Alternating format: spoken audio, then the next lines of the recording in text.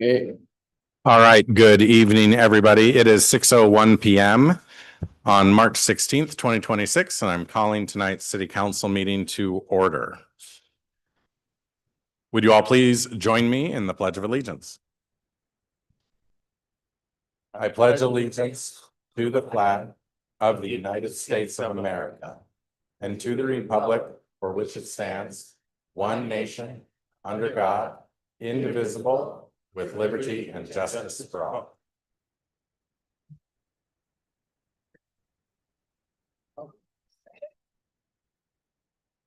All right, we will proceed with some announcements and then committee reports.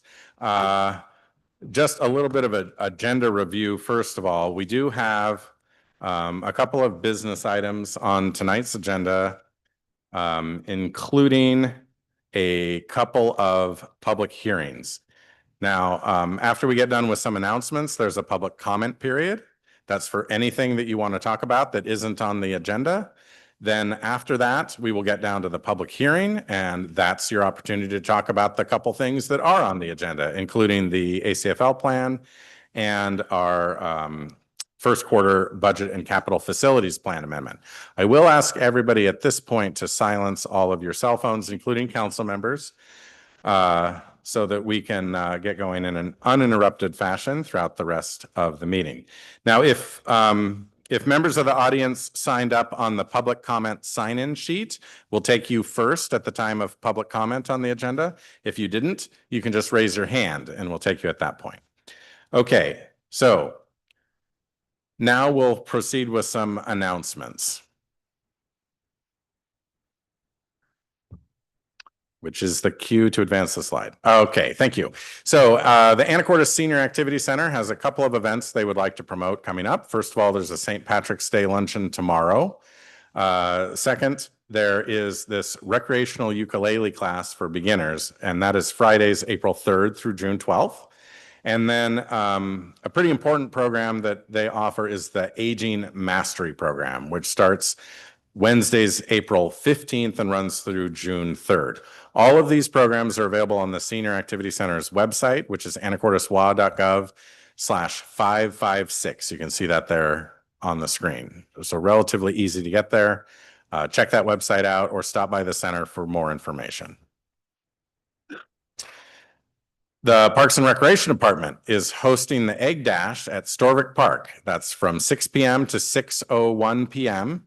So don't be late. April 3rd.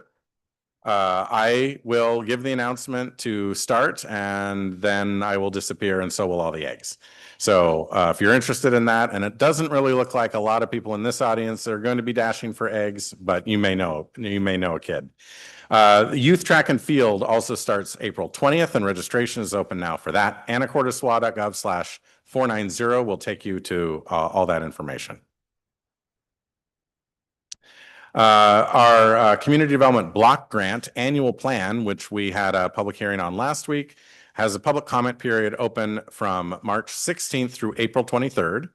The next public hearing, there's a second one required, is on April 27th, and all the information about that plan is at anacorteswa.gov/174.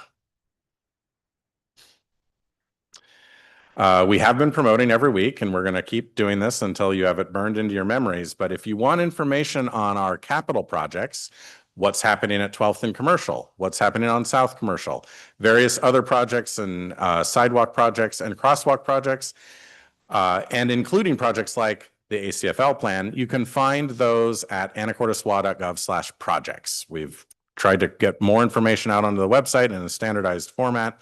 If you see something there that isn't quite to your liking, you want more information, feel free to reach out.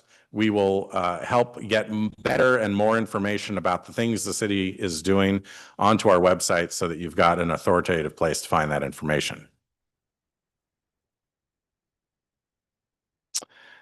Little preview of the coming month. On April 6th, the first council meeting of April, we will hear from the mayor, the State of the City address. And then on the following week, we will hear an all-department Q1 update on what all the departments are doing across the city. So if you're interested in either my spiel or the department head's spiel, you got 2 meetings to choose from here. And then if you are a member of a service club or other organization that wants to hear a copy of the State of the City address, reach out to my office and we can get that on our calendar as well. Okay, council. I understand a couple of council committees have met in the past week or so. So let's start with economic development. Who would like to make that report? Mayor Walters. Councilmember Young. The Economic Development Committee met on the 10th. It was myself, Councilman Courier, as well as Councilwoman Cleland McGrath. It was a spicy meeting in a good way. Everything was on the table. The discussion was, how do we capitalize on the ideas that we have for the city to generate revenues, to bring people downtown, other people to come out. And so, what I love about serving with Cleland McGrath and Luke Curry is that they don't hold back. And we all are honest, good people, but with big ideas, and are willing to discuss it and then rule them out or rule them in based upon whether or not we really genuinely believe it will work for our city. In this case, we were discussing as one of the ideas, how do we capitalize on the 2 million people that come past downtown and through our city in order to get to the ferry. And so we had a wonderful discussion about it. We have some strategies that we are implementing right now, stakeholders that we're reaching out to and for input and as well as thoughts. And then we have a beginning game plan that we think is underutilized, a huge opportunity for our city, something that most cities wish they had, but we do. And then trying to also figure out, how do we promote those events that we are talking about, whether it's music downtown, the waterfront, or those things, so those economic dollars can come back to our city, whether that means even if of the 2 million people going to the San Juans, if 1% of those people are people that have businesses, jobs or opportunities that may want to be here or may decide that they want to get back on the ferry from their week wherever or 2 weeks wherever and come back for an event in downtown if they knew about it. And so, part of that was looking at the of where we are, the different methodologies for reaching people, whether it's geolocating, whether it's Clam Digger, whether it's the Anacortes American, whether it's Parks and Rec, whether it's downtown development, whether it's the chamber. I'm just saying, there's a lot of places to look when you don't know where to look to find out what's in, and then if you want to come through. And most times what we thought was quite interesting, and I'm sure is the idea that although we would love for people to come and stop in Anacortes before they go to the ferry, before they decide they're going to spend time on Lopez, Orcas, or one of the other islands, most of the time, if they're anything like me, what's happening is you're getting just in time. You're focusing on getting to the ferry and getting in that line. So part of that is what we were discussing, the ins and out of that. How do we capitalize on it with minimal dollars but maximum return? So stay tuned. It should be a wonderful discussion. If you're a stakeholder in this process, we're already plotting to reach out and try to bring all those people to the table that matter, such that once we put forward a plan of action and begin to execute it, because what we're hoping to do is to begin and hopefully see some benefit, through this summer. But, our work is cut out for us for sure, but I can guarantee you that I've never been more proud to serve with Councilman McCurrier or even Cleland McGrath, because, they're bringing it to the table for sure. And so anyway, but that's the good news. And so we've got ideas that are coming to the table, and we'll be reaching out to community and stakeholders for other ideas as we flush out our approach to getting to what we want. Thank you. Thank you, Mr. Young. You keep describing your committee meetings as spicy. I'm getting a little concerned what kind of economic development you're planning. All right, Finance Committee, Mayor Walters. Ms. Moulton. Thank you. The Council Finance Committee met Thursday, March 12th. It's Councilmember Hunt, Councilmember Cleland McGrath, and me as council members. And also Finance Director Steve Hoagland was there, Finance Manager Rhonda Peck, and Finance Person also Amber Rains. So we discussed the ERP software that we have adopted as a city. It's an update, and ERP stands for Enterprise Resource Planning, to streamline and unify our key business processes. And we are on track. Staff has been working hard and implementing this in chunks. So we're on track for July 1st. Our financial modules will be implemented, and then utility billing is next, and that will come online January 1st, 2027. And that apparently is going really smoothly with some good tech support along the way, which is refreshing. So the other thing that we discussed is we discussed it briefly. It's on tonight's agenda, and that's the first quarter budget and capital facilities plan amendments. So I will leave that for that time. Thank you. Thank you, Ms. Moulton. Housing Affordability and Community Services and Planning Committee, Mayor Walters. also Ms. Moulton. Go ahead. Thank you. The HACS portion of the committee met on March 10th, and that's council members Courier, Young, and myself. And we had multiple guests. We had some in person and some online from the Family Center, Community Action, the Housing Authority, and the Able Housing Group that has been very successful and and I think we've said this before, but it bears mentioning again. With a little bit of help from the city, they secured $4.5 million to develop housing here in town for adults with intellectual and developmental disabilities. And they already have a house that they've renovated and re-landscaped and is being occupied, and they're well on their way to doing more.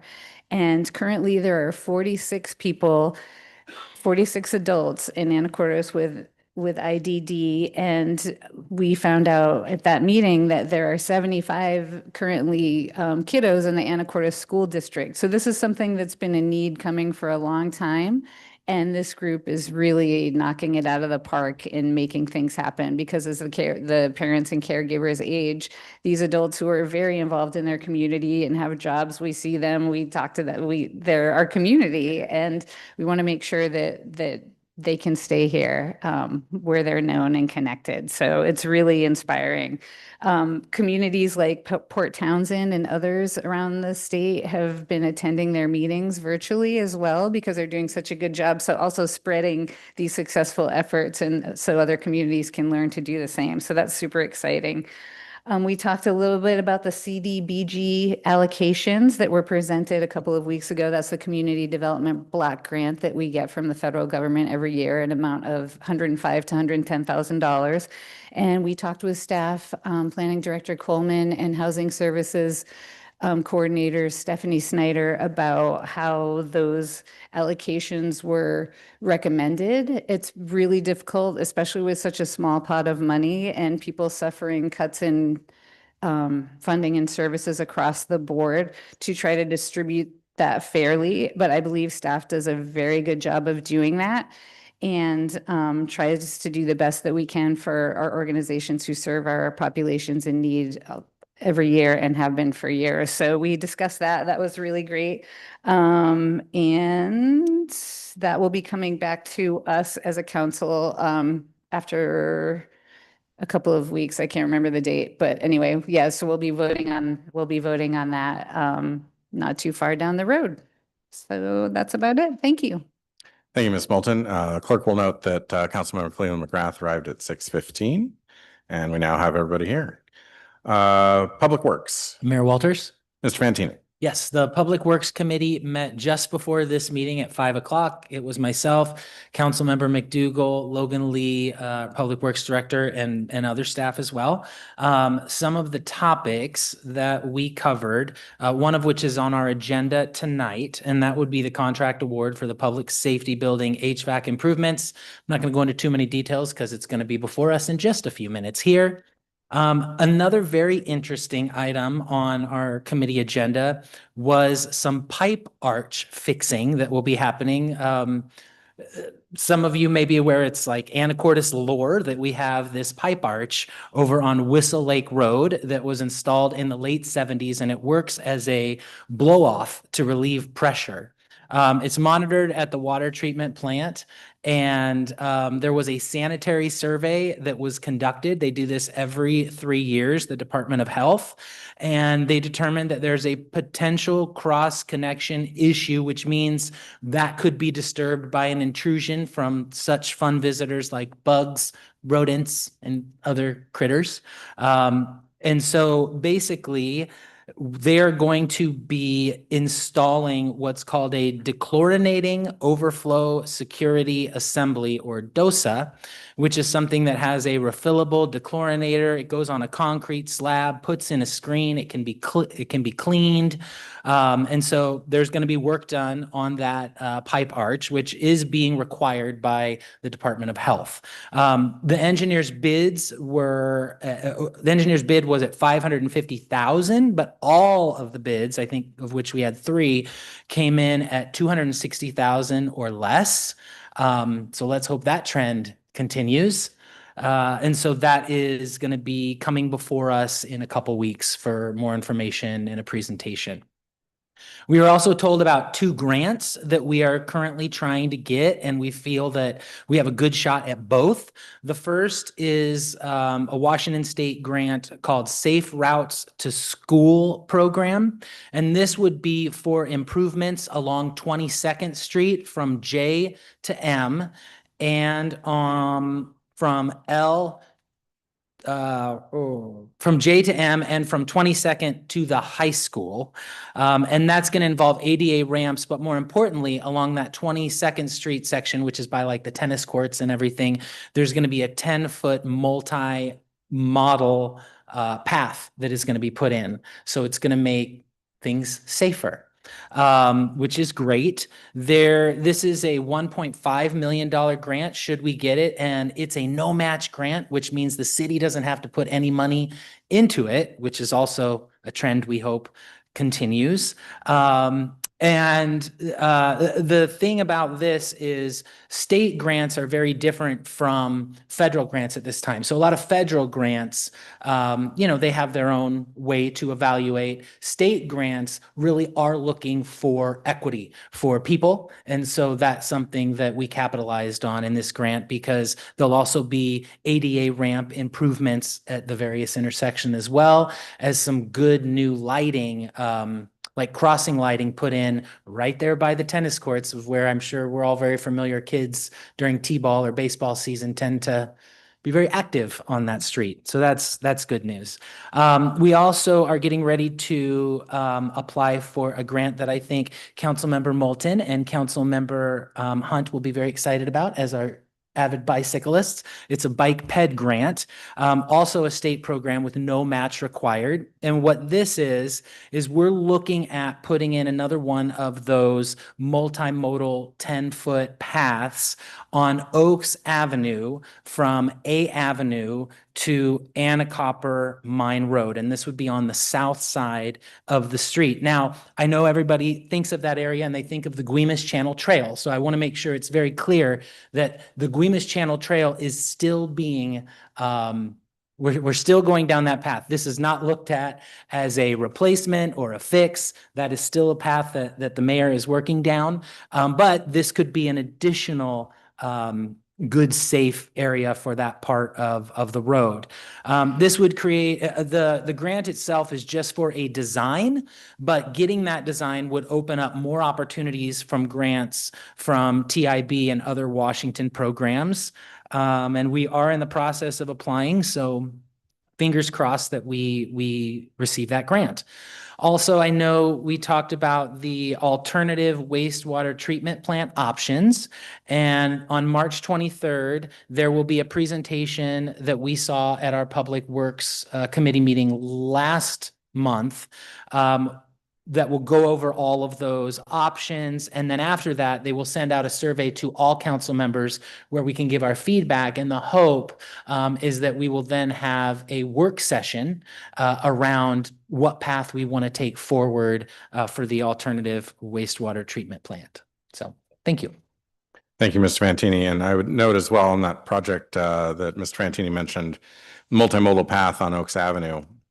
We did look at the segment west of Anacortes as well, but it had not had the same safety performance as east of Anacortes. So that's why I've settled on the segment Anacortes east to A. All right. One other note. In 2023, the last year data was available, there were more than 1,000 gun deaths in Washington. On average, one person is killed by a gun every 8 hours. Firearms were the second leading cause of death among children and teens, ages 1 through 17 in 2023 in the state of Washington. And firearms are used in 77% of homicides and 54% of suicides. All in, gun violence costs Washingtonians $10 billion per year, more than $1,300 per person. If you have guns at home, you have an obligation to make sure that those guns are stored safely under the law. If you don't want your guns, if you have inherited guns, if you have guns as a result of an inheritance or a divorce or for any other reason, you can get rid of them. You can call APD at their dispatch number, the non-emergency number, which is on your screen here, 360-428-3211, and you can make an appointment to come to the police station, leave them in your car, and they will come out and dispose of them for you. Removal of firearms from a home that is not keeping safe storage of firearms is pretty important for any number of reasons. And it would be beneficial to our community to take whatever measures we can to deal with guns that aren't being safely stored. So we will remind council and the audience of this on any number of occasions going forward. It's a good practice. Please tell your friends and neighbors if you've got any concern about any particular household that has guns, doesn't know what to do with them. Voluntarily, we can take care of them for you. All right, our next item of business is a couple of appointments. The first is Resolution 3209, which is proposed council confirmation of my appointment of Jill Underwood to the Planning Commission. Council.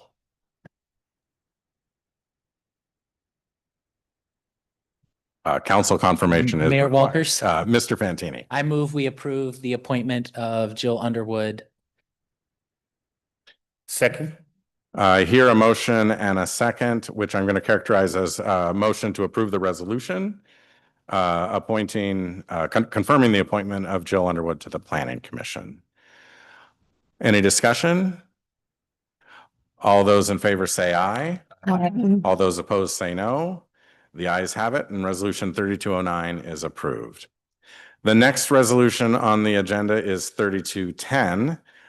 In this case, we are making an appointment to the Historic Preservation Board. That is a council appointment. It's not my appointment. So your action by the resolution is to affect the appointment. Mayor Walters, Ms. Hunt. I move to approve Resolution 3210, appointing Zach Mosner to the Historic Preservation Board through December 31, 2028. Second. I hear a motion and a second to approve Resolution 3210. Any discussion? Hearing no discussion, I'll call for the vote. All those in favor signify by saying aye. Aye. All those opposed say no. The ayes have it, and Resolution 3210 is approved. Congratulations to you all. Our next item of business is public comment. I have two people signed up on the list for public comment, but they've indicated their topic is the forest plan. So if you want to hold on for just a few minutes, we'll have the forest plan up next. Is there anyone who would like to comment on anything else that's not on the agenda at this point? Seeing none, and do I assume no one's online? All right, we'll close public comment period and move on to the consent agenda. Council, do I hear a motion to approve the consent agenda? Mayor Walters, Mr. McDougall. I move approval of consent agenda items A through C. Second. We have a motion and a second to approve the consent agenda. Any well, we don't allow discussion on the consent agenda. So we'll proceed to a roll call vote. Ms. Franciac, would you call the roll? Ms. Moulton, Yes. Mr. McDougall, Yes. Mr. Fantini, Aye. Ms. Hunt, Yes. Mr. Courier, Yes. Mr. Young, Yes. Ms. Cleland McGrath. Yes. Mayor, the ayes are 7, the nays are 0. Consent agenda is approved. Thank you very much. Our next item is a public hearing on the ACFL plan, and Ms. Vokes from the Parks Department is here to present that item. Thank you. Good evening, Mayor, Council, members of the audience.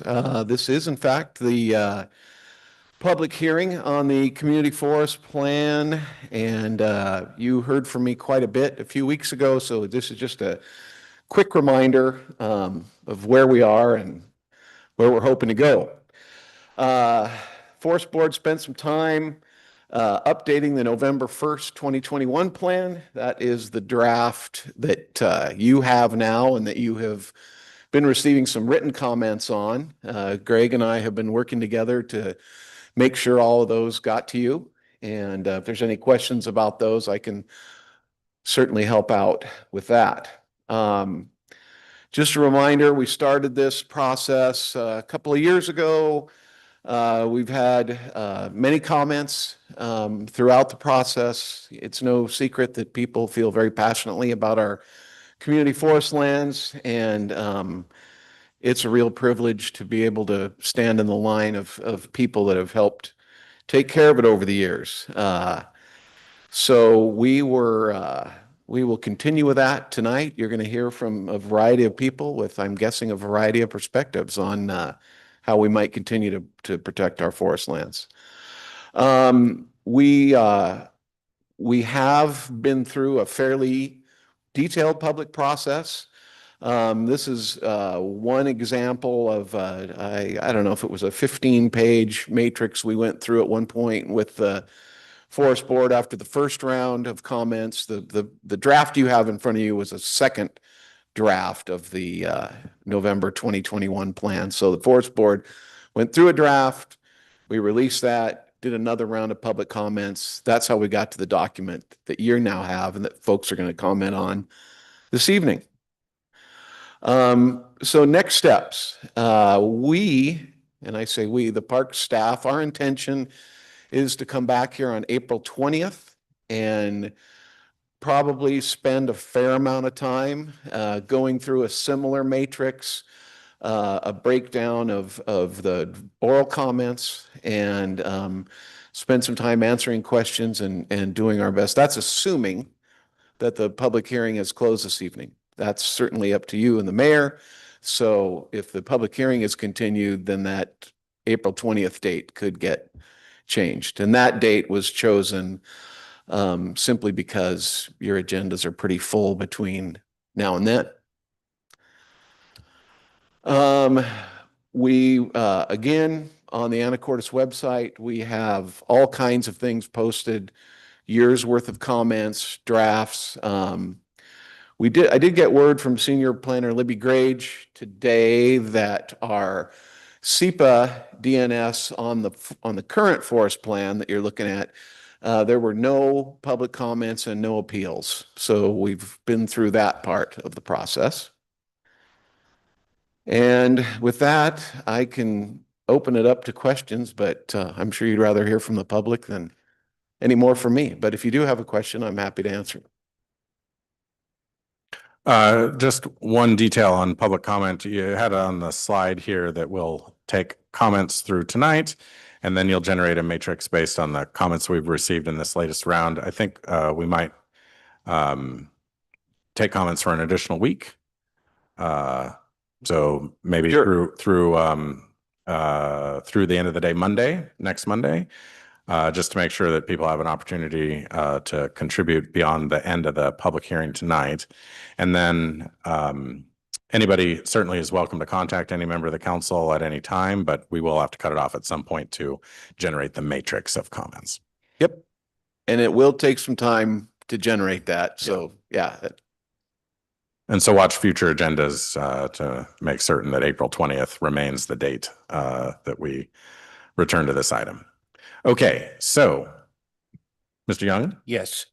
No, I just want to elaborate a little further. I'm sure all of us on council have received emails concerning this topic. I mean, the stratus. And, at least I can speak for myself, and I believe the council, I've read every single one of them, and I understand. So here's another opportunity to have your voice heard and recognize that we are doing the due diligence to make sure that we're understanding what the solutions are as well as the challenges. But I really just wanted to comment about that we have been receiving emails and phone calls about it, and that your messaging is duly noted. Thank you. Thank you. Anybody else before we get started? All right. And we do have, some experts here in the audience, given that Mr. Folks or Mr. Lunsford have been the forest managers since 1992. So if you've got questions we can that aren't answered in the public hearing format, because we're not going to be doing a lot of responses here, you can always reach out to them for questions. I've got 2 people signed up on the sheet, so those people get to go first. So beginning with Josie Henderson, we will take our first comment and I'll open the public hearing. Now at the podium, and we'll ask everybody to come to the podium for your presentation, there is a series of lights. Green means go, yellow means you've got 30 seconds left, and red means your time is up. And I will cut you off after the conclusion of your last non-run-on sentence when the light turns red. You've got about 3 minutes, which is our standard. You want to speak directly into the mic, and you need to begin by saying your name and the neighborhood in which you live. So, Ms. Henderson, come on up. And after that, it will be Marlene Finley. Go ahead. Good evening, Mayor Walters and City Council. My name is Josie Henderson. I'm the Executive Director for the Friends of the Anacortes Community Forest Lands, and tonight I am speaking on their behalf. We have 400 members and they live in every neighborhood in Anacortes. So we have been part of this process throughout I've been with the organization about a year, and I've been to every Forest Advisory Board meeting, have seen the process go through, and I just want to say thank you to the Forest Board. There's been lots of public comment, opportunity, and engaging that. I feel like they've really listened to the community, and I encourage you to continue with that process. We have contributed to the plan. We actually did some input on some of the regulations, and so we were happy to provide that. We encourage you to always keep in mind, even with the budget cuts that are happening and the pressures that you're under to fund the ACFL, that it's really important. It brings in tax revenue. It's really important to our citizens, so we want you to remember that. Enforcement of rules, I know that there are issues around this, that's additional funding, but the truth is, if we have those rules out there and there's no enforcement, they kind of don't mean anything. And I think we all see that with the way that some of the rules are adhered to or not adhered to. We encourage you to make evidence-based decisions. There are some tough decisions that will have to be made, and we just ask that you really look at the research and the science when you make those decisions. And finally, we just want to thank you for all of your dedication to the forest. This is a tremendous community resource, and it's taken a village to get it going and sustain it, and just thank you for all your efforts toward that, and please continue to do that. Thank you. Thank you. Next up, Marlene Finley, and then we'll take people who raise their hands in the order in which I see you. Good evening. My name is Marlene Finley and I live in Lower D. That's what we call it. I'm the president at Evergreen Islands, and for 49 years, our organizations work to protect the natural environments of Skagit County's saltwater islands. We've been active participants throughout this planning process, attending the Forest Advisory Board meetings and submitting written comments. This draft before you has some strong points. It's concise, it's well-written, it's easy to read, much better than the predecessor. We're especially pleased to see the sections on citizen science and monitoring, the baseline monitoring. We also liked seeing that climate change is also meaningfully addressed. We do have some concerns. First, this plan is largely a status quo document. It lacks any assessment of the strengths and weaknesses of the 2021 plan, and there's no analysis of environmental or recreational trends. Policy statements are often justified with anecdotal language rather than data, and solid management decisions require quantitative measurement, not impressions. Second, law enforcement and fire protection need a greater emphasis. Last year, you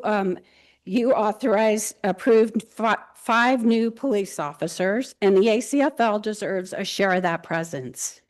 The fire protection section must be strengthened to include wildfire detection, also a fuel reduction plan, and a public alert system in case of a wildfire.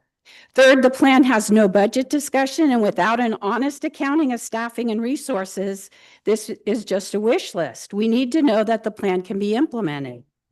Fourth, natural resource management's absent from future management structure. How can we protect these ecosystems without a dedicated ecologist or a natural resource manager? And finally, and this matters deeply to a lot of our members, the public comments were not responded to in the beginning with written rationale. Although I see reflections of the public sentiment in the revised draft, many people, especially those that were advocating for wildlife and ecosystem health felt that their voices were dismissed.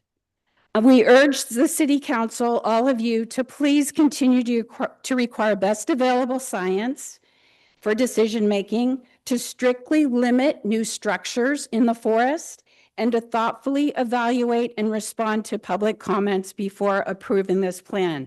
We're so lucky to have this forest. We're lucky to have this city and this community to care for it. Thank you. Thank you. All right. Yes, sir. So my name's John Meehan. I live up at the top of the hill. Wait, you got to come to the mic first so that it gets onto the recording. Okay. Thank you. My name's John Meehan. I live at the top of the hill on 41st Street. I represent the motorcycle community as a member of the Trails Committee. And I had Bob Vokes distribute a letter to you, and I hope everybody got to have a look at it. I just wanted to come here to remind you, I know it's not a scold, Anacortes community forest lands, right? Everybody has access to the forest lands. The only thing I don't do in there is horseback riding. I've been motorcycling here since 1994. I took over the job in 2000 as the representative for the motorcycle community. And what I've seen largely is an exclusionary process. And it's mostly from people that I cross paths with on the trails that are non-motorcyclists. Most of the motorcyclists that I engage are all very responsible, very respectful, and understand that it's critical that they behave very, very well in the forest lands. When I'm in the forest lands and I see some of the damage that the motorcycle community inflicts upon the forest lands, I get very angry and my hands are tied.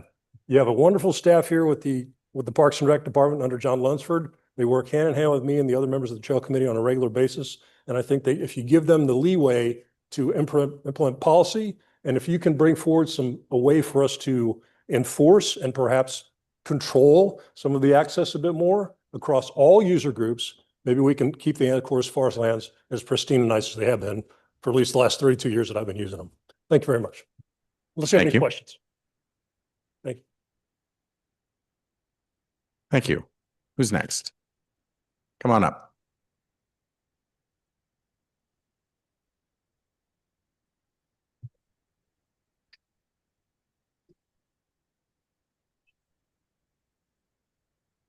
My name is Paul Barron. My wife Angie and I live at 13266 Heart Lake Road. We're directly across the road from what's called the Climbers Trail, colloquially, which is trail number 248. I'm assuming you guys are all familiar with the trail system, more or less. And I'm here mostly to discuss the impacts of the use of that trail, and particularly the parking area, that affect us and Linda Earwood and her husband Larry, whose property adjoins that trail. We've been using that trail since there was only an unofficial trail for a long time. I'm probably the single most frequent user of that trail. We live right across the road. My concern is that in the documents that I see, no mention is made of how the parking is going to be treated at the lower end of Trail 248, which is one of the main accesses to Trail 247, which is a main trail on the west and south side of Mount Erie. It's a known issue there with traffic. There's not good parking. For us, we're impacted by noise, dogs, slamming doors. Most people are considerate, but even then, there's commotion there, and it does affect us. It directly impacts us. That parking area was once used to stage a burglary at our house. That's a real serious impact for us. So my concern is that we're not being invited to the party. Nobody has ever talked to us about how that should be treated and what our concerns are and what our input might be to manage that. I think the Earwoods have the same issue. They kind of feel like they're left out, even though their property immediately joins that property or the trail. So we're big users of the ACFL and value it. So we want to be able to contribute. And I think that is concern of a lot of the community is to kind of feel left out. So we'd like to see some more invitation for the community, especially people who live adjacent to the forest lands, to have some input and to help steer things without feeling like they're being dictated to by a bureaucracy, I guess is the best word. Kind of on a final note, I see the trails that are damaged every year after year by motorcycle use in the forest lands. On trails that are not authorized for motorcycle use, there's no enforcement up there. There's no restrictions. I'm sorry. Oh, you hit your red light. Oh, okay. Well, motorcycles. But thank you. I think we heard that comment. Thank you. Thanks for listening. Who's next? Come on up.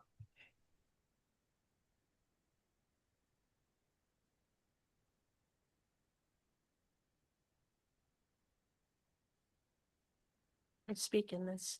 Yes, and feel free to adjust your microphone so that you can speak directly into it. Okay, I'm not a public speaker.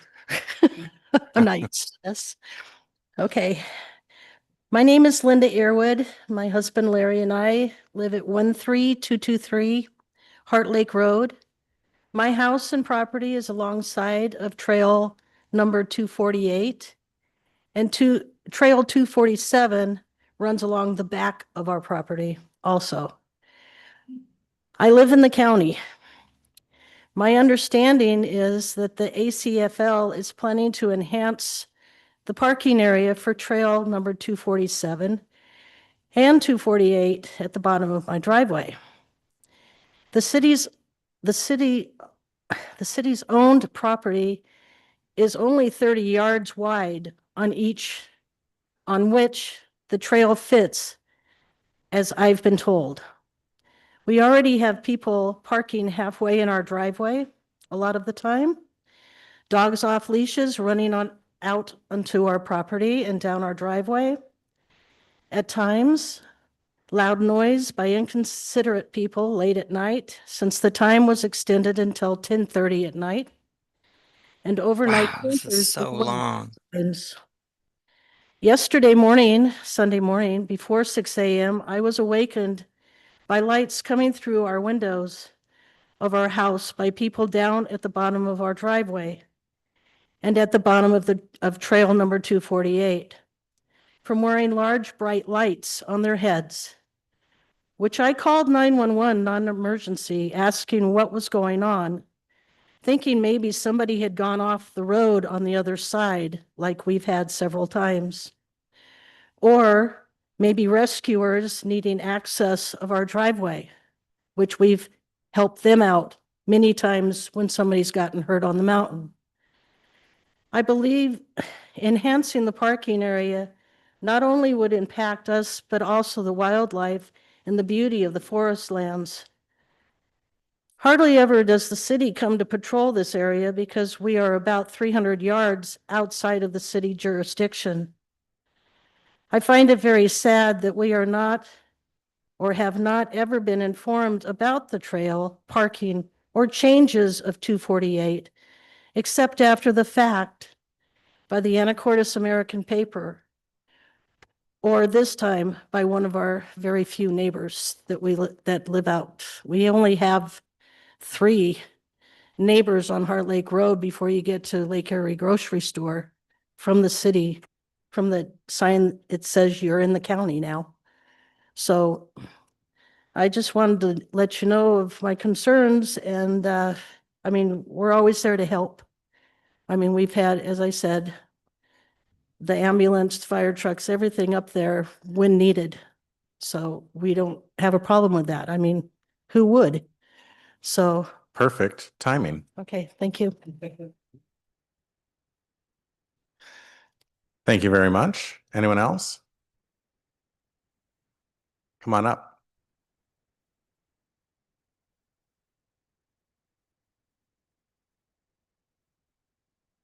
I was not, oh, excuse me, my name's Elka McCartney. I'm in the Island View area.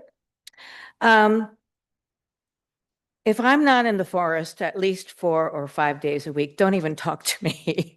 So I'm all over the place. People know that. I know you do, Carolyn and Andy.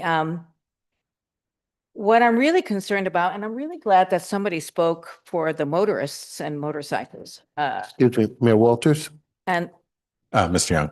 No, would you just be a little bit closer to the microphone so I can hear you? Thank you. Time off now? Okay.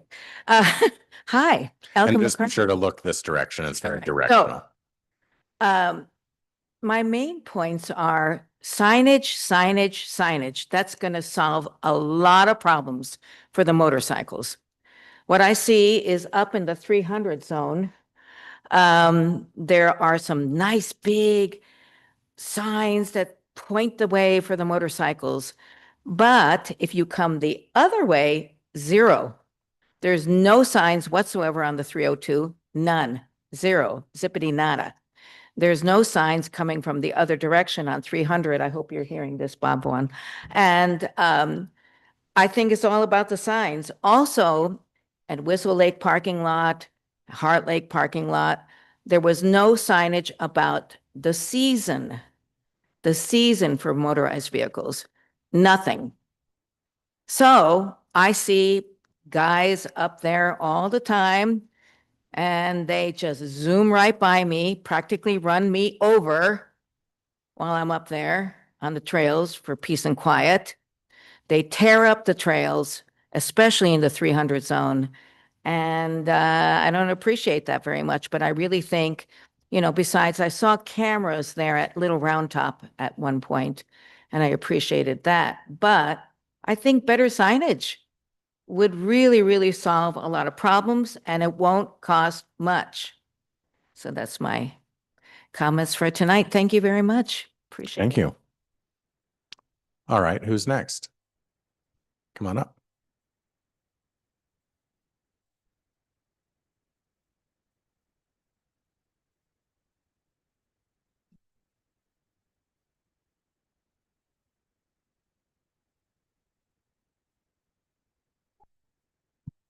Is that good? A little higher. Hi, my name is Josh Gates. I live on West 4th over by Little Cranberry. I'm here to I'm pretty happy with the plan as is, and I encourage you to pass it. I mean, again, I've heard some pretty great ideas too that could be incorporated, but overall, I just want to thank the Forest Advisory Board and the Parks Department for all the hard work they've done, because it's pretty good as is. And here's my credentials to say why I think that. I'm very invested in the ACFL.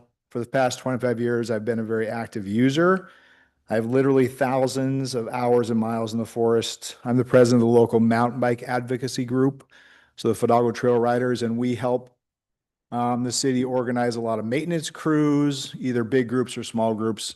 So we have hundreds, probably thousand some hours of just maintenance time in the trails, just doing our part, serving where we can. I'm also a mountain bike coach for the high school, middle school. So there we're teaching proper bike handling skills, trail etiquette, making the kids fix the trails alongside us, and just continue to be good users of the forest land. So I bike, I hike, and I run, paddleboard on lakes. I have tons of interactions with people on the forest lands because we have a lot of great people. Not, I would say the majority are positive interactions. Some, of course, are always not going to be. But we have a fantastic trail and forest that's very well taken care of by all user groups, and all people love it equally. And this plan works well for them as a whole, as a community, because this is not a single user group area. It's a community of users again. And conservation is super important. I agree, but just as important is a continued opportunity for responsible recreation use by all user groups. And I think the Forest Advisory Board did a great job of allowing, through those few years of process and special meetings, to continue to have public input. They just made sure that, as far as because I went most of those meetings too.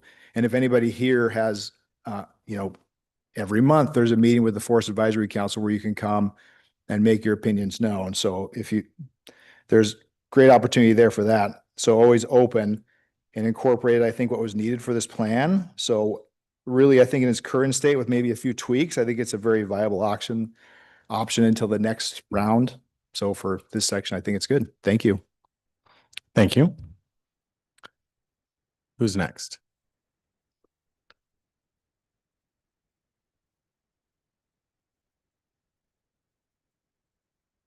All right, Mr. Wetcher, I didn't actually call on you, but why don't you come on up? I beg your pardon. Brian Wetcher, Forest Park Lane.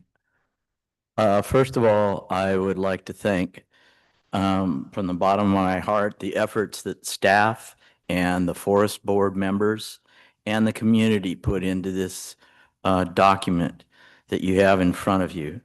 I believe the important word in this is community, and that's what it says in the plan. Anacortes Community Forest Lands Plan. The community participated in this and helped to create this. I'm overwhelmed with the amount of input and interest that we have in the forest lands over all the years. It's been a long time coming to this, but I believe the community has adopted the forest lands as the jewel of the city. I believe that we can show from a plan that's well organized and well executed, as well as well supported financially, that we will be able to bring in dollars to this city with the use of the forest lands, but also preserve the forest lands. I commend the document that you have in front of you for its formatting and its organization. It's been a long time coming that we have a document in front of us that is a 21st century document. And I'd also commend the flexibility of this document. You'll hear a lot of comments coming forward. Some of them may be good, some of them may be off the wall. But you have the ability with this document to incorporate what the community desires in the protection of the forest lands. This is our primary jewel here, our conservation. Our debt to this forest lands is immense if you look at the financial gain that the city has had from this jewel that we have. So I commend this document to you going forward as a flexible document that can be updated over the years. Another 5 years from now, I hope that we'll still have this same structure, although it may not be the same content. I think you'll find that this is a document we can go forward with into the 21st century. Thank you. Thank you, Mr. Wetcher. Who's next? Anybody else? I'm going to close the public hearing. Okay, seeing no other volunteers, anybody online? No? All right, I'll go ahead and close the public hearing. A couple of notes for those of you interested in the ACFL. We will be moving to annex the several parcels of the ACFL that we added to the urban growth area last year. That'll be happening over the next couple of months. That doesn't result in a change of use. It just means we can apply our laws inside those parcels. Several people noted a need for enforcement of the rules, and we have been adding to some of our ordinances in the last couple of years. And we're preparing to bring another ordinance after adoption of the plan that will give some additional teeth to be able to enforce the rules that are in the plan. I think council has insisted on, and we fully intend to have a summertime police presence this year.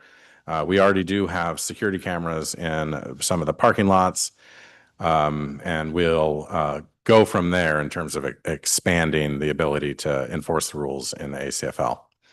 There is a lot that we can do with emergency preparedness, including wildfire response, and some of that requires funding we don't have at the moment.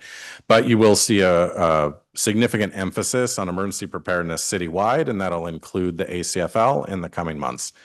So I think that there's some things to look forward to that are not necessarily related directly to the plan.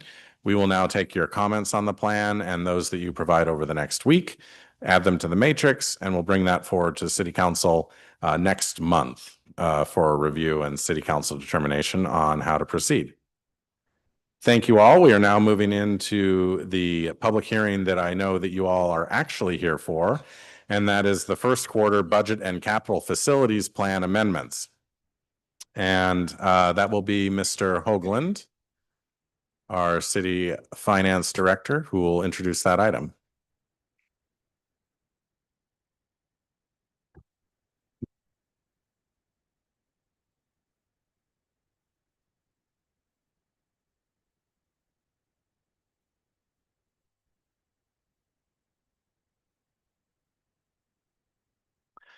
Thank you, Mr. Mayor, members of the council, members of the audience. So this is our second time back with these budget amendment ordinances. 2 weeks ago, we talked about this briefly. Just as a quick recap, the capital facilities plan amendment is required to be done in conjunction with the operating budget amendment. So we have both of those here before you tonight. We did open the public comment period, public comment and budget hearing notice 2 weeks ago. That ran for 2 weeks. We did not receive any comments on the CFP amendment, but that advertisement now has concluded. So I'm happy to answer any questions that you may have before we open the public hearing, or we can go from there. Do you want to provide a little overview, at least of the CFP edits?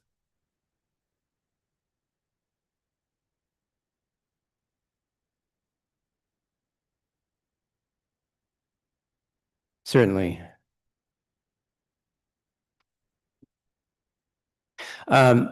In the budget ordinance that's listed on the left side of the screen here, this is the budget ordinance, but it also includes the amendments to the CFP. These get incorporated into the operating budget. So I wanted to point out all of these items from where the line appears in the matrix down to the bottom of that matrix. Those are all CFP amendments. So these top portion, these top 3 projects consists of 4 different crosswalk projects. 2 of these contracts have already been let, and then this third one, the 32nd Street and Storbeck Crossing, is still to come, still to be put out to bid. There's a couple of grants involved with that. The total REIT for those 4 crosswalk projects, REIT is real estate excise tax. Those are the local funds that would be used towards those projects. Total is $238,000. Fire station remodel, Fire Station 1 remodel, total of $312,000 is being requested. 67,000 of that is local REIT. The rest of that is in impact fees. And then the remaining item in Fund 501, this is in the operating budget only. The CFP is not affected by this. This is adding an additional repair line to the fleet, the ER&R equipment rental fund. Our fleet department is requesting an additional repairs line item to reflect the additional work we're doing in-house now with our new insurance that has a larger, higher deductible. Thank you. Copay was the only thing coming to mind. So with that, Mr. Mayor. All right. Thank you. If council has questions, I'll take them now. Otherwise, I'll open the public hearing. All right. I'll go ahead and open the public hearing. We'll now take public comments from any member of the public on the capital facilities plan or the related budget amendment. Don't everybody get up at once. Okay. Mayor Walters, there yes. is a hand raised online. Oh, perfect. Can you make that happen? We'll take the online caller. Caller, you wanted to say.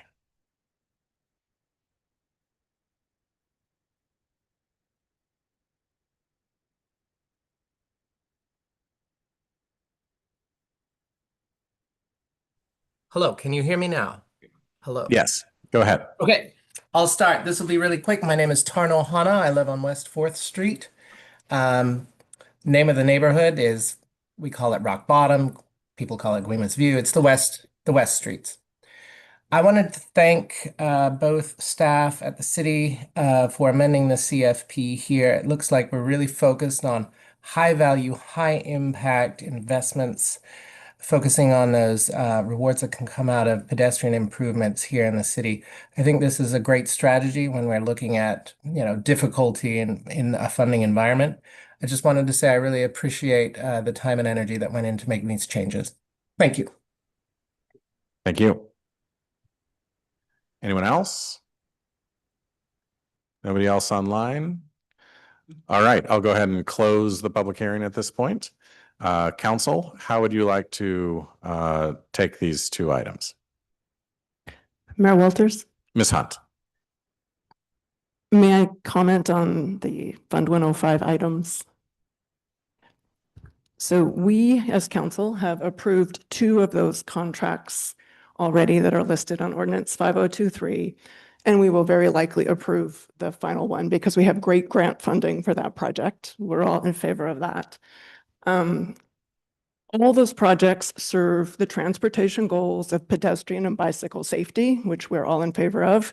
I am typically a pedestrian and bicyclist exclusively, so I'm in favor of those.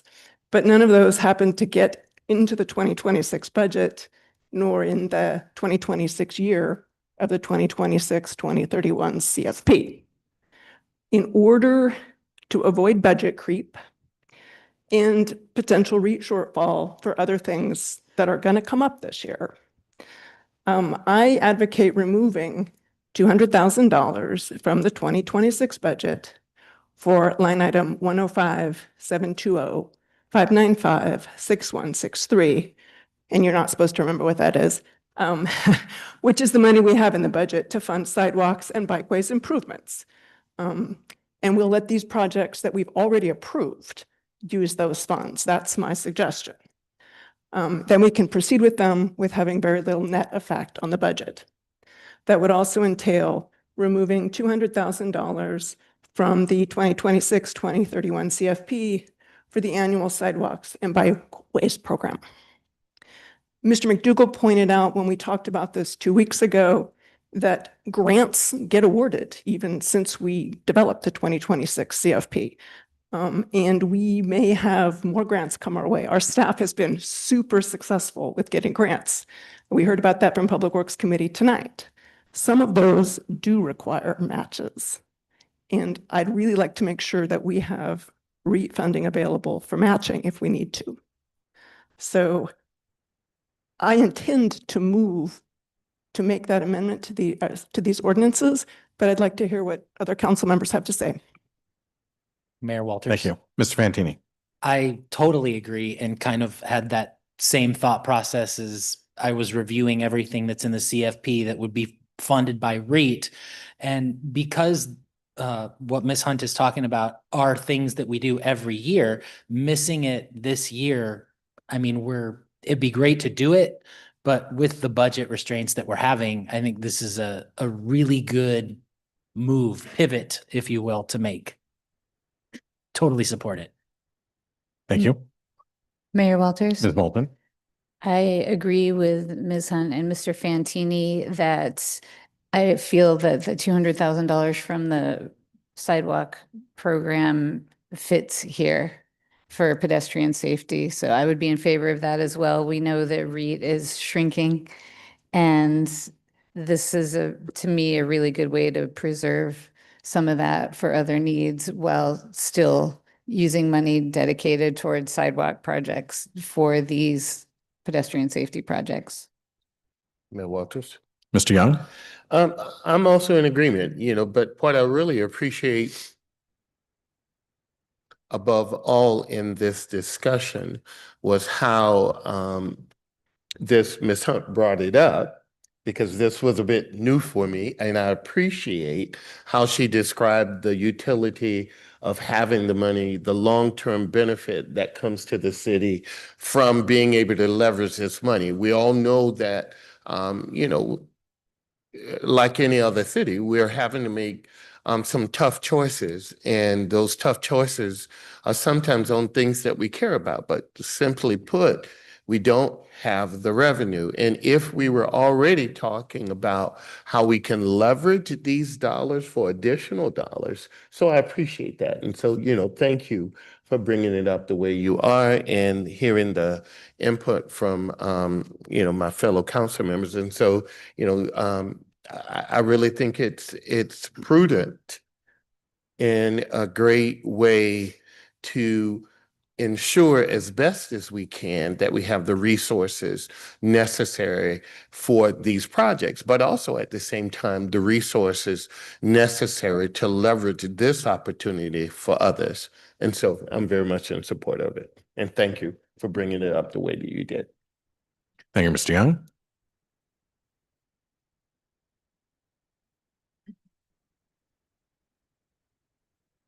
Anyone else? Mayor Walters. Ms. Cleland McGrath. I think this really comes down to the fact that we have a finite amount of REIT money available, and these projects do satisfy the need for improvements when it comes to pedestrian safety. But it also doesn't stop us from monitoring how REIT is coming in for the year.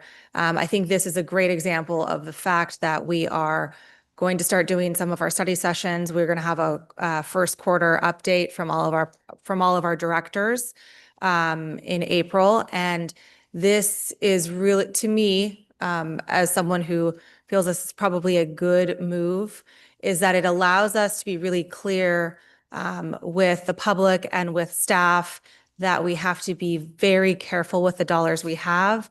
We know there are a lot of all of the departments were asked to make some major reductions in their budget for 2026, to the point that there's some question if it's feasible to stay within those budgets without having to ask for more money. So that those REIT dollars are important to preserve and monitor as we have things come up in the future. So I think this makes sense, but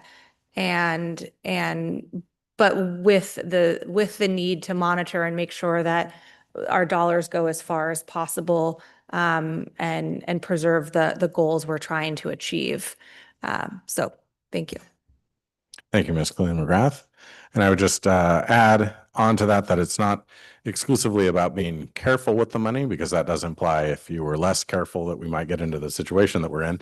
But it's actually that, as council members have pointed out, there just isn't enough to go around, no matter how careful we are with it.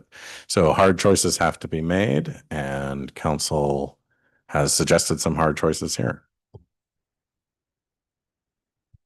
Mayor Walters, Ms. Hunt? sorry, was there another council member comment?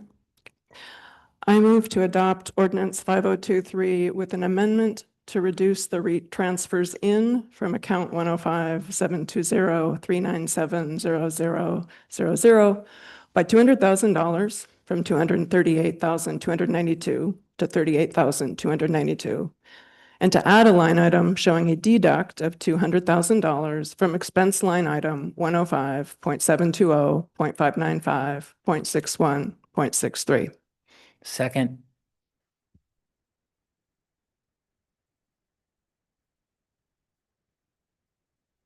All right, we have a motion and a second to adopt ordinance 5023 with a deduct from line 105-720-397-0000 of $200,000, leaving 38,292 remaining, and also add a deduct from line 105-720-595-6163 of $200,000.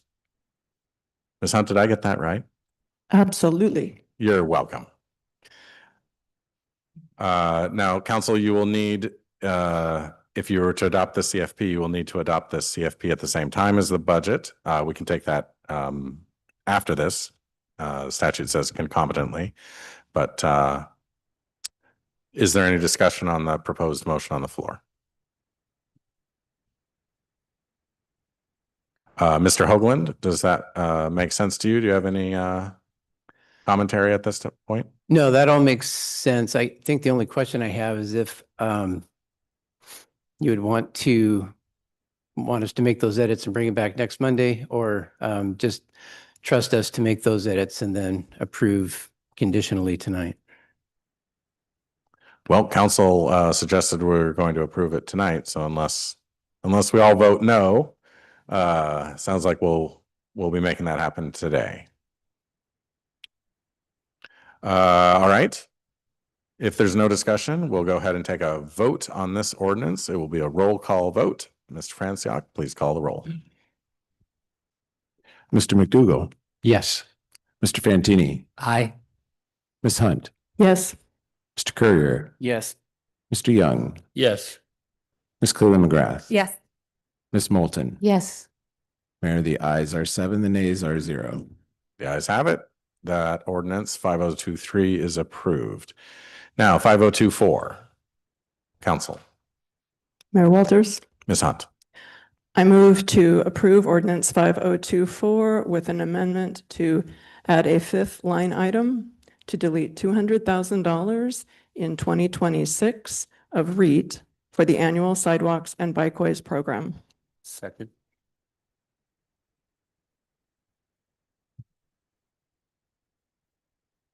Okay, we have a motion and a second to adopt ordinance 5024 with one addition from what's been presented. That's a new section 5 to delete $200,000 from the CFP in 2026 from the annual sidewalks and bikeways program. Council, is there any discussion on that? Hearing none, we'll proceed to a roll call vote on the ordinance as proposed to be amended. Mr. Franciac, take the roll. Mr. Fantini? Aye.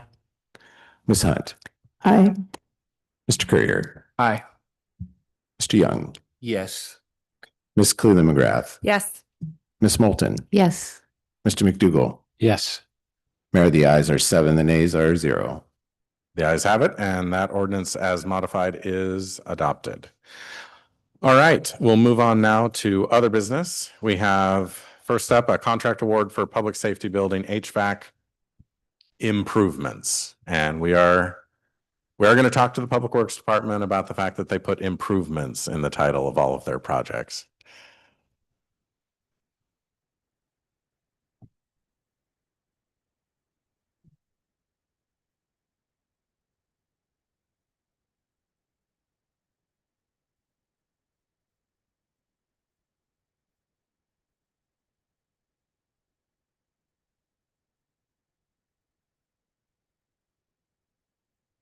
This looks very much different than my version. You can press F5 on the keyboard if you want. There we go. And Mr. Ludeman will present this item. Good evening, council, mayor, and members of the audience. Tonight I have a contract we're asking for the public safety building HVAC replacement. It's for engineering and scope of that system, and we've had some issues in the last year getting this system bid out for replacement, and we'll go over that here. So just a little background, public safety facilities opened in 2000. 43 people work out of there, including the court and records staff as well. It's also our city's emergency operations center. And due to safety and security, there's no windows that open for ventilation. So this last year, the fire department or police department with no AC, it's been a little hot and toasty in there. So the system was put in originally in 2000, and the failure started about 2024. They no longer make the components we need due to EPA regulations. I believe there's also some ecology regulations as well. We had this in the CFP for 2025 replacement, and we ran into complications with vendors not being able to purchase the goods or design a system that would work. We actually went out to bid twice, canceled the bid the first time, and then the second time we actually had to cancel the posting the first time. The second time we actually canceled the bids because we weren't confident that we were getting a system that would actually meet the regulations. So we're here today. We have Hargis Engineering to actually scope a system for us, to engineer it to work with the rules and regulations, to develop a system that can be retrofitted into our current system because it's in the attic of the police station. You can actually get to it to replace the system. So we're confident they're going to be able to provide drawings and specs for the potential bidder to scope a system that we need. You can see here the red box represents the outdoor part of the system, and the green box is in the attic of the police station. Both are quite a bit distance between them and lots of moving parts to get it from point A to point B. This is the outdoor system. It's about the size of a small car. And this is the indoor system. I should have had a person standing next to that, but that box is about the size of a minivan. And the only way to get that out of there would be to remove the entire roof of the second floor of the police station. So our hopes are to be able to design a system that can be retrofit inside of that. But there's a lot of the EPA rules and UL listing has to be done because the new systems are flammable, unlike the old systems, unfortunately. This is the only attic access. It's the ship's ladder to go up in the side of a closet. So there's not going to be any big components that can come in and out of there. And after that, we're asking recommendation to replace that. And if you have any questions, I have Brendan Krause with me, our facility supervisor, who's happy to answer any technical questions as well. All right, thank you. Council? Looks like a fun project. Yeah. No, Walters. Mr. Young? No, again, I wanted to take this moment to again thank Mr. Ludeman and the team for the work you guys do to, one, not only save money for us, being very practical about what we can and cannot do, how best we can use those dollars, and, looking at ways that we can mitigate costs. Everything seems to be going up. Gas went up. I don't know if it's went up in the hour we've been here, but, but the point is that we're all feeling it. And then trying to look at as public servants, how do we best use those dollars that we get from you? And in this case, what I appreciated and didn't want to miss another opportunity to say thank you is because I know that when you come forward with things, I believe in my heart you've done your homework. And you've looked at every way possible that you can think of, and Lord knows it's better than what I could think of about it, to try to figure out how we use those dollars, minimize those costs, and get the most out of it. So thank you. And unless there's anything else that anybody else want to say about this, is it Miss Mayor Walters? Yeah, I see your glasses. You put your glasses on, so I knew that. Ms. Moulton is not yet recognized. Okay. Mr. Young is completed. Okay, now I will recognize Ms. Moulton. Go ahead. Thank you. So just to clarify, this was a project that went out to bid previously, and it ended up being sort of a can of worms, is my understanding. Yeah, we ended up canceling the bid because we weren't confident that the bid was going to actually meet the standards and specs required by the new laws, because it's kind of one of the first projects these companies were coming across, and we had different vendors telling us different things. It made us really uncomfortable that we weren't going to get the product we actually needed. So that's why we pulled back and decided to get someone to actually engineer us the solution. I really appreciate knowing that. And thank you for the presentation with the photos and the PowerPoint to bring it all home to us, how complicated it really is. And so since this contract is for design only, it's a little bit less than $55,000 and design and engineering. So do we have a sense of? It's a great question. I don't think we have a good sense of the overall cost. I think we had about $160,000 in last year's CFP for this project. It's probably more than double that now the new laws have taken effect, and then with the engineering costs included. So we're crossing our fingers for continuation of low bids we've been seeing across Public Works. Yes, okay, we will. We'll keep our fingers crossed. But it does sound like it could be, yeah, double what we initially expected or more. would say And so. then speaking of hard choices, then just to underscore that we'll need to figure out where this money is going to come from, because absolutely, this is an absolutely necessary project that we need to figure out how to get done. It's not acceptable to not do it. So I would move that we authorize the mayor to sign contract 25187 FAC 001 with Hargis Engineers in the amount of $54,475 to perform the design of the public safety building HVAC improvements project. Second. We have a motion and a second to approve the contract as presented. Any discussion? Yeah, Mayor Walters. Ms. Colleen McGrath? Thank you. So first of all, being on Public Safety Committee, I did not realize that that the police department did not have an HVAC system functioning for the entire summer of 2025. Because it's a secure building, there are no windows that open. So this is one of those situations that there's no kind of easy fix or Band-Aid that can get us through. So the other comment I want to make is, one, do we have other buildings that are going to have the similar design and problem? And then also, it's 1990. I should know this, but have we already replaced the roof? Is there a point at which taking the roof off could be more cost effective than trying to retrofit it up the way it's being proposed? I don't think it'd be cost effective to remove the roof to replace the system if they can retrofit what we have there currently. That'd be much more cost effective. And do we know how old the roof is? It's original 2000. Okay. Oh, 2000 or 1990? 2000. 2000. Okay. Thank you. Any other discussion? Okay, we have a motion and a second. If there's no other discussion, I will call for a vote. Hearing none, all those in favor to approve the contract award, say aye. Aye. All those opposed, say no. The ayes have it, and the contract award is approved. Thank you, Mr. very Wooten. much. And good luck.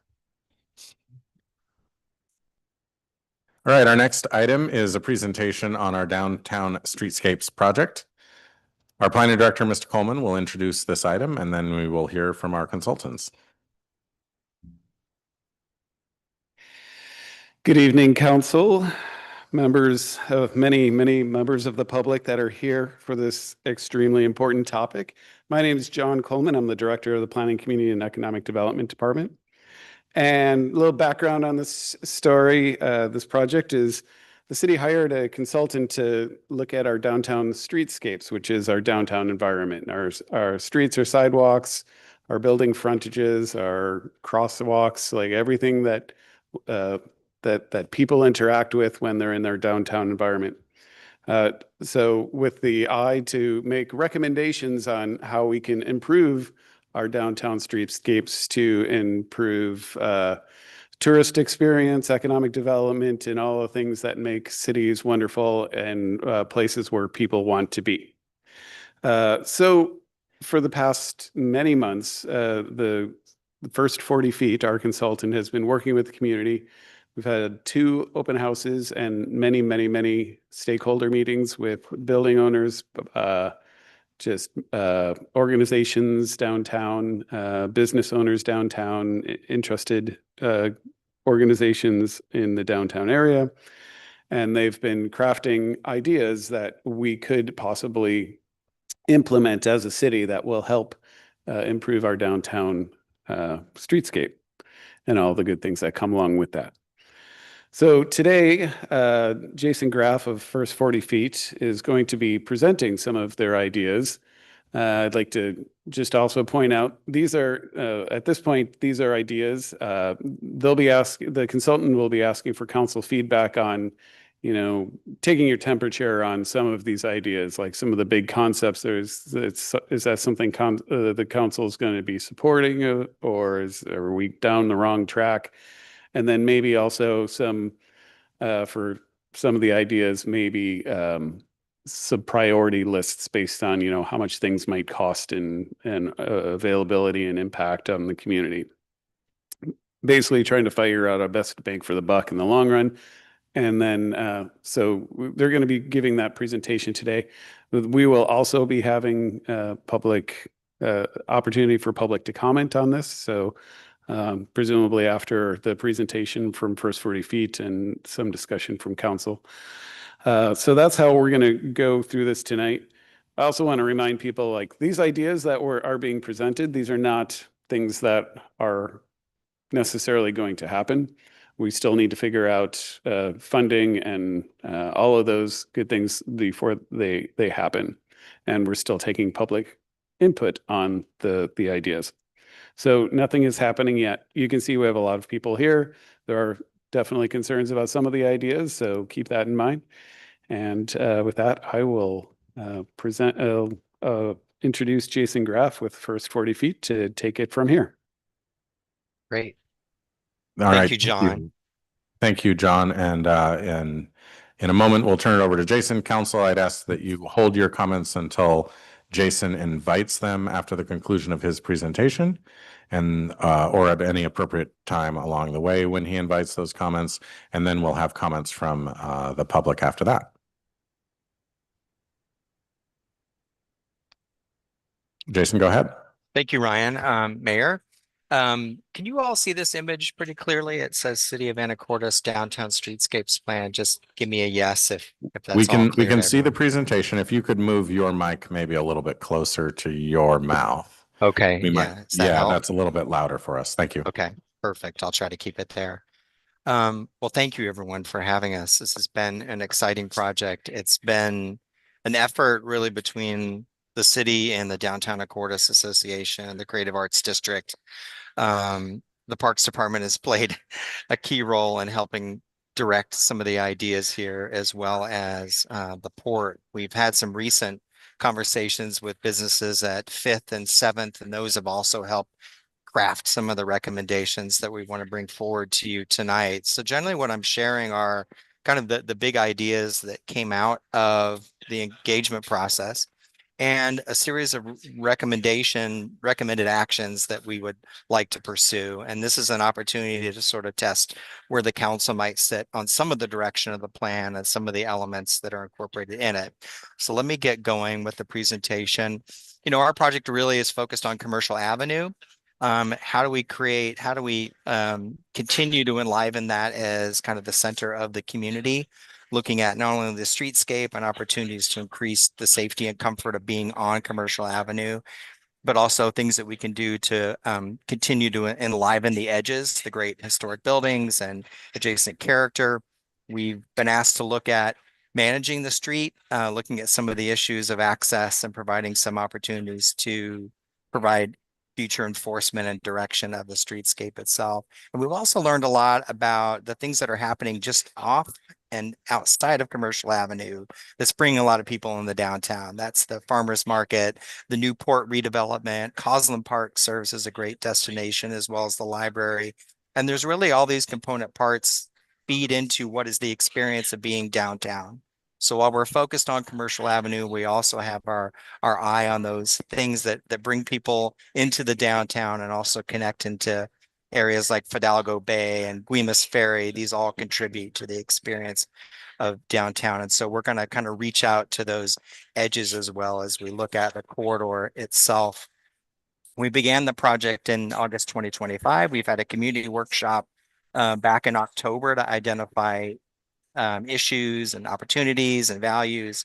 We came back with a series of concepts in January, and those have been presented through surveys online, and I'll share some of that information with you. Our engagement has been fairly robust. We meet bi-weekly with the city staff and the Downtown Anacortes Alliance, and you can see here a number of events we have scheduled throughout the process. The focus groups that we've been reaching out to are also listed here. So I mentioned the Port, the Samish Council is a recent meeting that we had. Creative Arts District has been our partner, and so on. So you can get a breadth of sort of who we've tapped into. I think I should add Anacortes High School was a great touch point early in the process too, to understand what attracts younger people into the downtown. So we've been trying to reach out not only along the street, but out into the edges of the community to learn as much as we can. We've been focused on sort of three main things. And the why early on was identifying the challenges and opportunities around Commercial Avenue and things that are awesome, things that can be improved, but also how does the community see itself and the downtown? And so we learned a lot about what is valued in the community. And then we took that information to establish kind of a vision and guiding principles. We've explored a number of ideas around Commercial Avenue, about important connections to other downtown destinations close by to Commercial Avenue, and then looking at even a crosstown connection, a great walk bike connection between Rotary Park and Kiwanis Park. And that has then brought us to a point where we can recommend some actions that support some of those big ideas. And so we'll be giving you the full breadth of all that in a 20-minute presentation here. You know, the vision really gets into just the heart of what it is to be in Anacortes. And part of it is nature, part of it is people, part of it is history, and part of it is this strength of the maritime community, this waterfront life. And so that really is a driver for Commercial Avenue in itself. Great walkable environment. It's where your local culture really shines. It's the great businesses, it's the strong partnerships with the Parks Department and with opportunities to engage, whether it's at Heart of Anacortes or others. It's a working downtown, and all these together really piece together the identity for downtown. And we want to focus and harness and protect sort of those historic components of your great Main Street along Commercial Avenue, but also linked to the natural surroundings. And think about arts and design as an important component of potential enhancements to Commercial Avenue and adjacent streets, building off some of the great art that really is instituted in your downtown, such as the mural program, which is really stunning. We're also, the guiding principles are about being connected. It's a great street to walk up and down, but it should also be an easy 5-minute walk and bike from the neighborhoods nearby.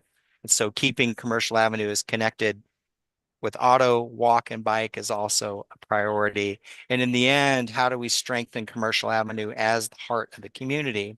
Some of the things we learned, our public gathering is an important value that the community would like to see on Commercial Avenue. You know, expanding the opportunities for gathering in the downtown, it was a big part of what we heard from the community, and there's opportunities to do that in the streetscape and maybe some additional areas, and then thinking about how important it is to have the waterfront as a place that's also adjacent to Commercial Avenue is important, and the close-in neighborhoods. This plan is really driven by the partnerships that help make it happen, and the Downtown Anacortes Alliance, the city, the Port, Parks, Creative Arts District, Chamber of Commerce, all of these players are going to continue to play an important role, as well as the businesses and the property owners who are investing and putting their lifeblood onto the street. And so those are all extremely valuable groups that coming together gives us an opportunity to look at things that can be enhanced over time.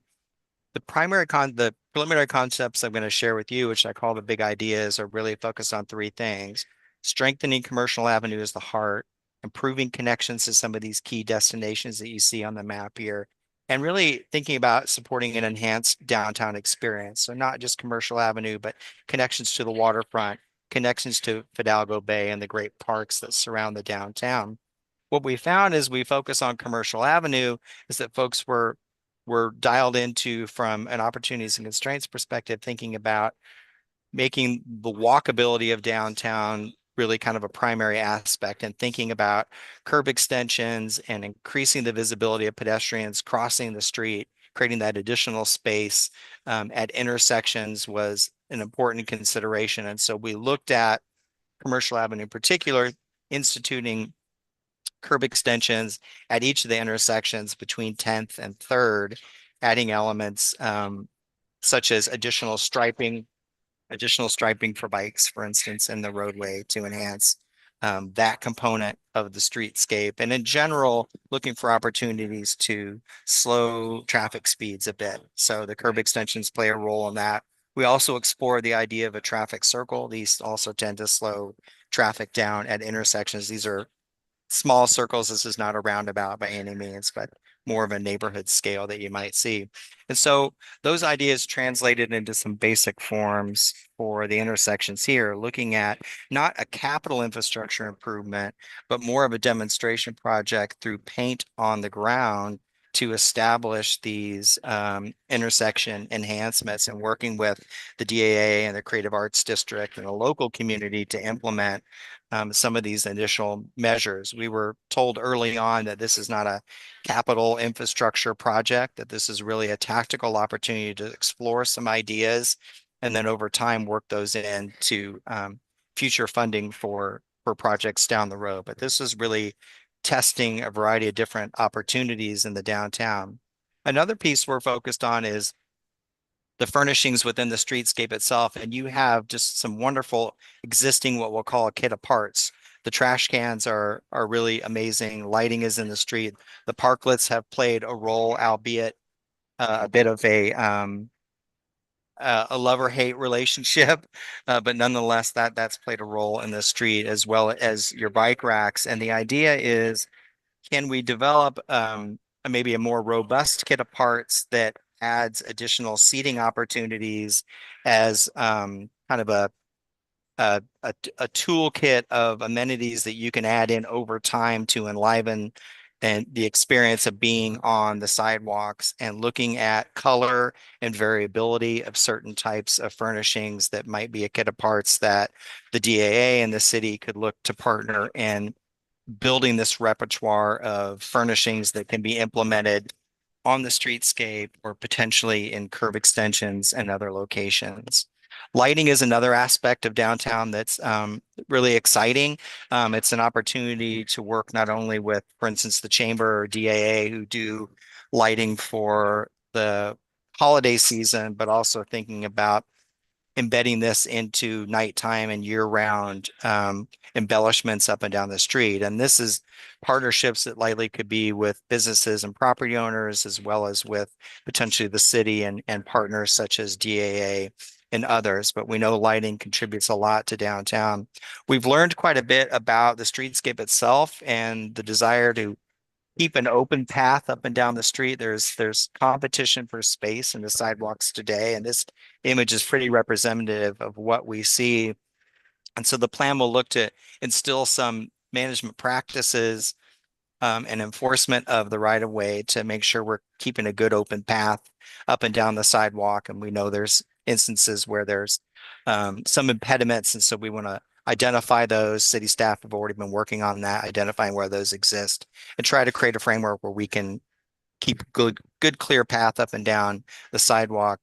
Policy around outdoor seating with alcohol is another opportunity to maybe remove some of the barriers that exist today into the future. Not requiring people or businesses to use the railings is something we want to bring to the plan.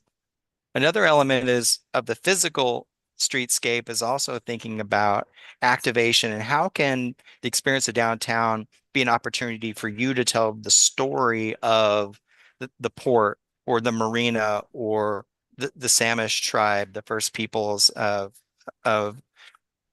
Anacortes, and bring that in a way that's interactive with the community. So this is something we learned from the high school students, that this idea of gaming using QR codes and embedding stories or embedding wayfinding and gaming to the streetscape is something that we might consider. And this is something that we floated with the community. And this got a lot of support, and in particular, the Samish tribe too, who are doing a lot of wayfinding and interpretive signage for some of their public spaces, and they saw this as a potential opportunity. So we're bringing this forward as a recommendation as well. We're also, it's important that we think about the edges as much as we're thinking about the streetscape itself. And so we looked at a few of the buildings along the street to say, hey, what are some additional embellishments that these buildings could take on to really add to the quality, so that you're building this wow factor up and down the street. And these can be small storefront improvements that could be considered over time. Right now, the DAA have some funding to help with storefront improvements. We heard from the community that that is a valuable tool for improving storefronts, and maybe that's an opportunity over time for the city to also consider contributing to a storefront improvement program. The idea being that we can build in incentives to do some awesome things, like maybe adding paint to a wall, or over time expanding things like opening up transoms and creating that enlivened storefront that we're seeing up and down the street. The next aspect is parking, and we did quite a bit of analysis looking at trying to add additional parking on side streets. But because of the narrow curb to curb, getting angled parking on both sides, we weren't able to do that cost effectively without removing some sidewalk. But there is an opportunity potentially through one-way street networks, because that requires a narrower right of way because you only have one lane of cars coming down, to be able to do angled parking on both sides. But that is going to require additional traffic study. So at this time, the recommendation would be to pursue that. We also looked at angled parking on Commercial Avenue on one side of the street. And I think that takes away a bit from the bike lanes that you've already memorialized, that active transportation. And so that would negatively impact some of those bike facilities. We could still share bikes with the roadway, but the recommendation was to stay with the parking configuration on Commercial Avenue today. What might be an opportunity and hasn't been explored is having a central public parking space. So we looked at the pit down at 10th and Commercial as a potential opportunity to potentially add parking in that location, and just laying out that lot. Again, that would be an acquisition from the city or a partnership with that property owner, but it may be an opportunity to add quite a bit of additional parking in one location.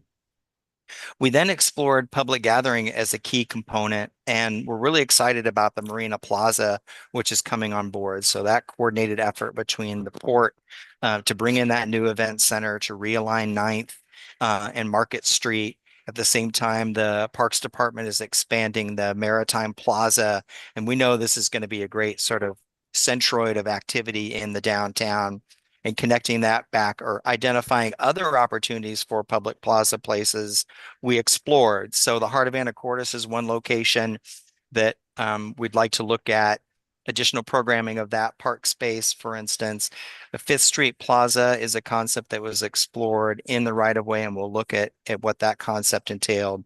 We looked at an opportunity for a street plaza in the right of way at 7th as well, and portion of the Pit Plaza. Through discussions with businesses, both meetings around 5th Street and meetings around 7th Street, the 7th Street Plaza recommendation is not moving forward. But we'll share with you some of the information about 5th Street and what might be a recommendation moving forward. The idea is that we can be tactical and use portions of the right of way potentially for public gathering space. So these images give you a representation of some things that other communities have done to create that central gathering space. People say, well, why would you have that?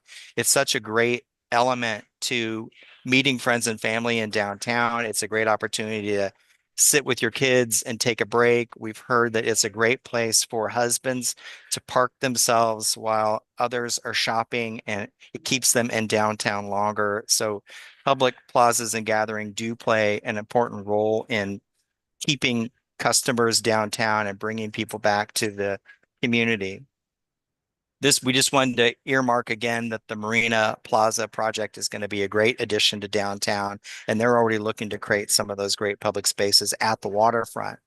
One idea was to look at a potential plaza for a portion of the roadway. This would close the roadway for traffic and remove some parking to put a plaza on 5th Street itself. And so this image looked at the existing street. This is between Commercial Avenue and O Street along 5th. This is next to Ghirardelli and Scott Milo Gallery. The idea here is that you can create a space through a portion of the block then as a gathering spot. We've talked to the 5th Street businesses. There's a strong concern about parking loss from Scott Milo and several businesses who require that. The parklets on Commercial Avenue are taking up a lot of space on that northwest corner of Commercial Avenue. And so that limited parking is a huge concern. There was some conversation of looking at the plaza potentially on the other side of Commercial Avenue. In any case, the 5th Street group that came together said they would like to explore this idea, possibly at a smaller footprint, and to only do this seasonally. So for maybe a month and a half or 2-month period to actually test its worthiness. But there has been some continued desire to explore that idea. Shifting to heart of Anacortes, part of the concept here is, can we make the park a little more amenable to feel like a park?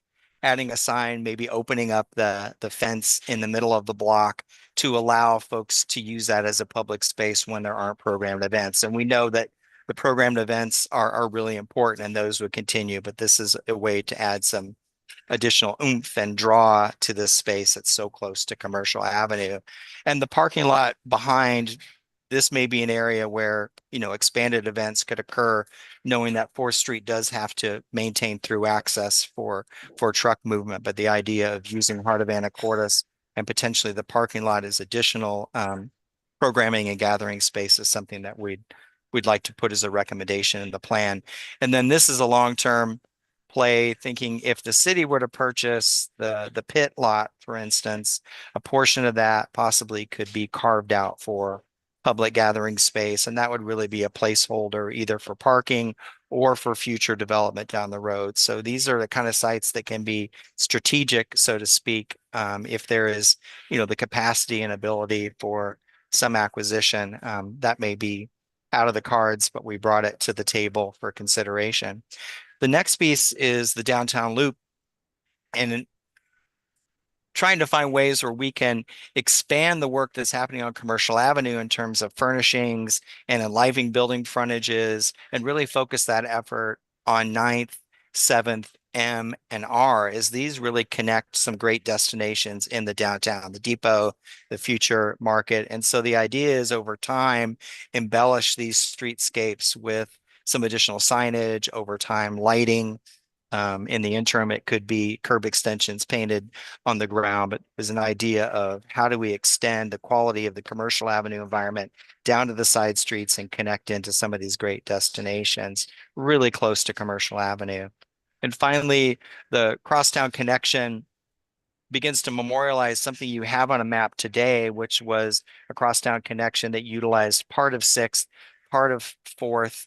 And this was an idea of maybe keeping it down at 6th and trying to work through a design concept that builds on the work that you're already doing near the Guimas Ferry, but keeping 6th Street as that alignment and work toward walk and bike improvements that would connect Kiwanis Park to Rotary Park. And then also we want to look at Tommy Thompson Trail and how that might be extended north up to that 6th Street connection and through the port redevelopment area. We're really focused on this idea of a 5-minute walk and a 5-minute bike ride is a real thing. And folks who are really interested in doing that see safety is kind of the main driver. And I think Tommy Thompson Trail really embodies that. And you look at the groups down in the south end of town near the skate park and even further north up toward 14th and near the port, just how much the community desires that type of facility. And so extending that further north, and looking for opportunities to create those types of facilities is a real opportunity potentially as a part of this plan, at least to explore those ideas.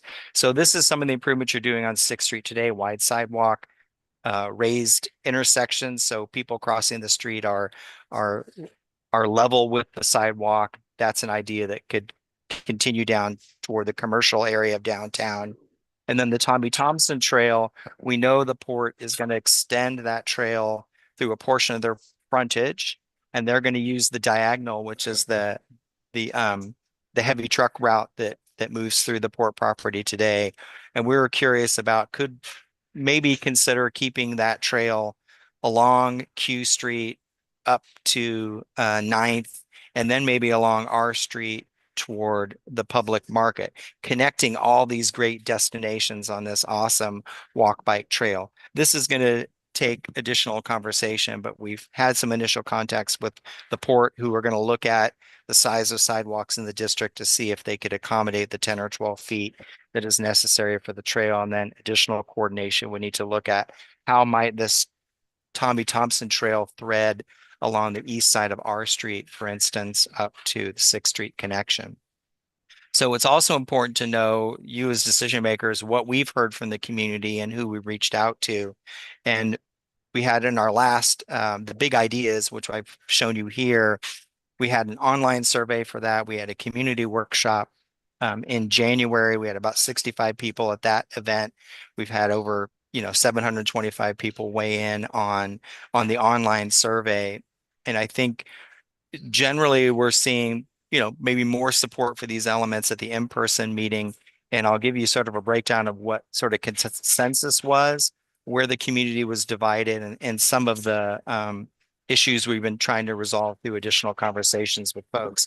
But the big one is, the vision for a more vibrant downtown resonates. This idea of a great walkable commercial avenue is important to everyone, as well as strengthening commercial avenue, not just the street, but the edges, and creating that full complement of the first 40 feet up and the first 40 feet out.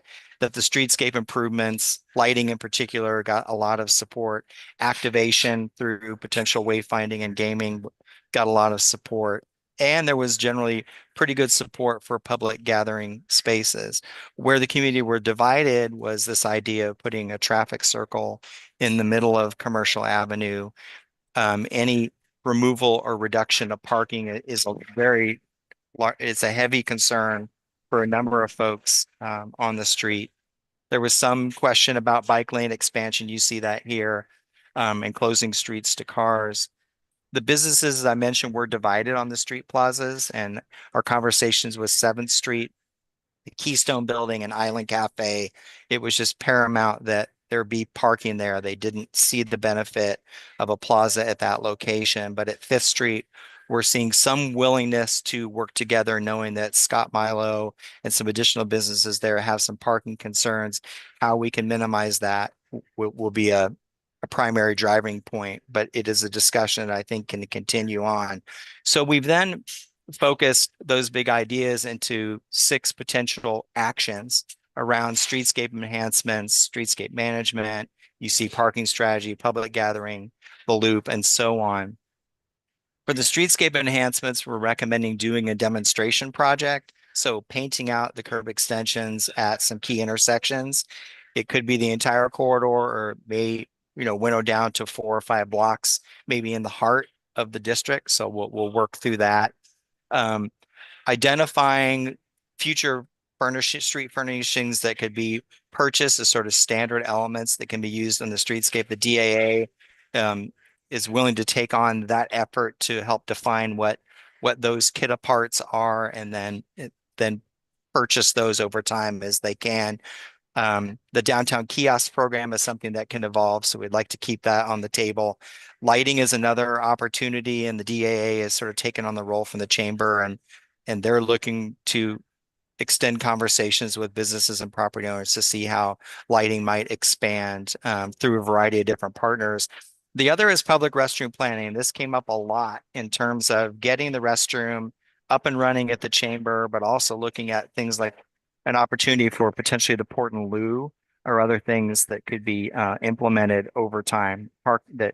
restrooms are a really important need in the downtown. The next is streetscape management, and I mentioned that the city is doing a lot in that realm to identify where there's issues. And so we want to bring up kind of a management strategy, enforcement for the streetscape. That also includes the parklets. There's been some work to monitor the number of those. Those that aren't being used, the recommendation will be to move those off the street.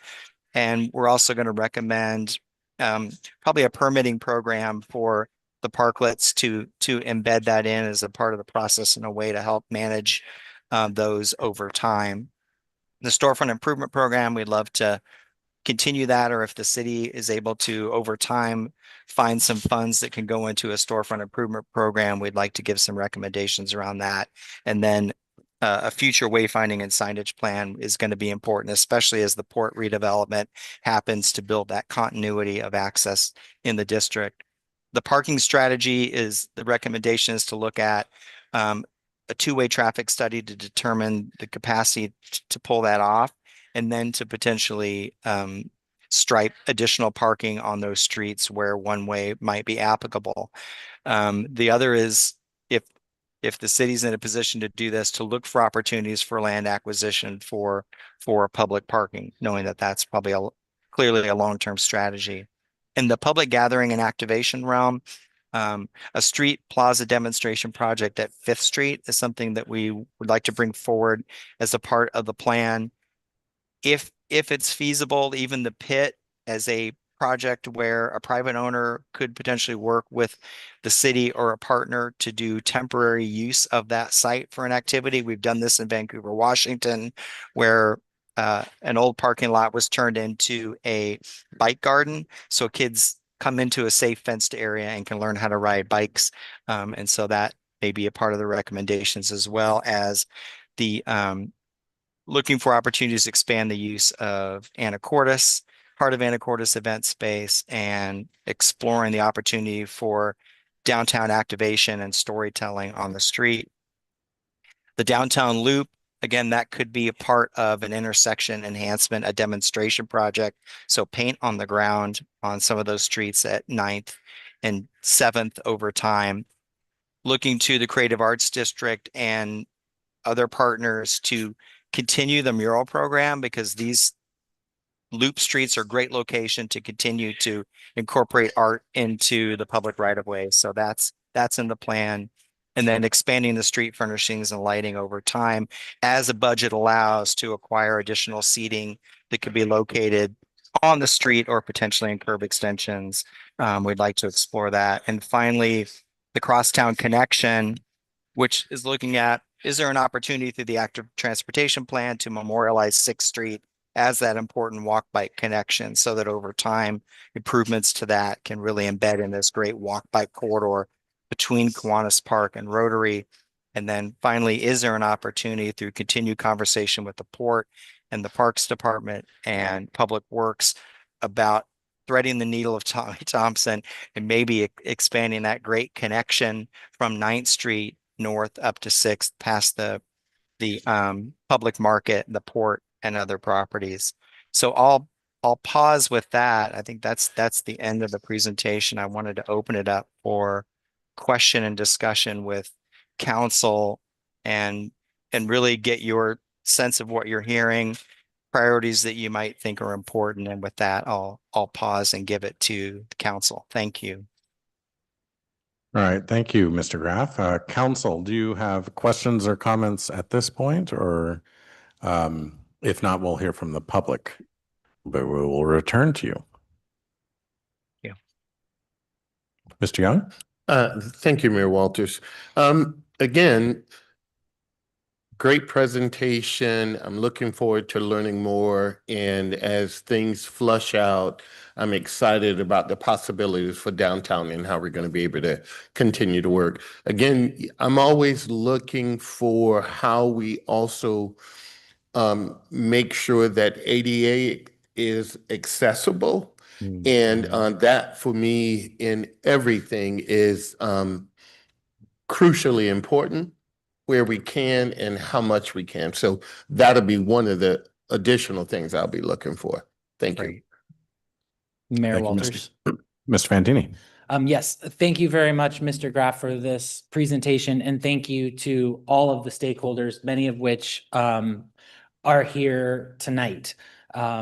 Clearly, there has been a lot of communication and interaction with our community to come out with something like this. I have a question, probably maybe more for the mayor. Did I understand that, because this is a lot of information to digest, as we're trying to decide what we are interested in and what we're moving forward with, or what we would consider, are we supposed to kind of have that all tonight? Or is this more I won't hold you to that, but I do think the expectation was that you provide some feedback tonight. Okay. With that being said, I have a little bit of feedback then. First, I love adding all the vibrancy down there. The couple of concerns that I have are, one, when looking at adding like all of the paint and all of the installations, for lack of a better term, what's maintenance look like on that kind of stuff, and who would be performing it? That's a great question. We will be giving a recommendation for that process. So right now, it looks like the Downtown Anacortes Alliance with the Creative Arts District would take the lead on helping to implement the curb extension demonstration project, gathering volunteers, and we haven't worked out the funding yet. These tend to be in the, 10 to 20 to 30,000 range, but we'll also instill in the plan recommendations for whose role it is for maintenance, and that could be coordination with Public Works and DAA. So we do intend to put some responsibility, determine roles into the recommendations that would be included as like an appendix to this plan. So it would get information on how to implement the initial demonstration, but then who are the partners and what responsibility and roles do they take over time to maintain it. These things tend to have like a 2-year life cycle before they really need to start getting either updated or improved or removed if that's the preference. Part of this is just being able to test whether these ideas are working. And so we'll work to try and put together a plan for just that, as you mentioned, maintenance and oversight over time. Sure. And I think my questions would have looked way different if this was a couple years ago. But the other thing that I just kind of have a question, or that makes me a little nervous, another element, is talking about, I love the idea for the plazas, the gathering space. I think that is phenomenal. But actually what makes me a little nervous about it is if it's seasonal or temporary, because I feel like there was a time when maybe the parklets were supposed to be seasonal and or temporary, and that has not really been the case. So that also makes me just a little bit nervous. Sure. Thank you, Mr. Fantini. I don't actually think that there was any time when anyone articulated that the parklets would be seasonal, because they appeared during COVID. So actually they were characterized mostly by a very much a lack of planning associated with what was going to happen with them, as did most things in the heat of the COVID moment. Mr. Courier. Yeah, Mr. Graff, on that point too, I'm really curious if you have data or examples about parklets, because I've heard a lot of mixed reviews on that. And if there's a better way to approach that. I know you mentioned permitting. Is that just based on being reactive to what we currently have and just or do you have case studies of where parklets can be enhanced in a way that it really does add value, or is it mixed reviews? I'm just curious. Sure. I've heard a lot of feedback both ways. Yeah, absolutely. And I mean, this is the third rail conversation in Anacortes, and each community is different in how they respond to these. What we've found is that other communities that have kept it for an extended period of time do have a process for management, for permitting, for number of parklets that are allowed on the street, turnover of parklets that aren't being used. And it really feels like that type of management structure is really important to introduce here.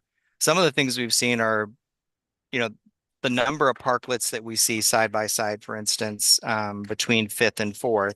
Some communities mandate that you can only do 2 per block or 4 per block. So I think these are issues to be resolved locally, but certainly there are really good examples of enforcement and regulation and permitting that we can share. And I think ultimately that will need to get crafted locally. That makes sense.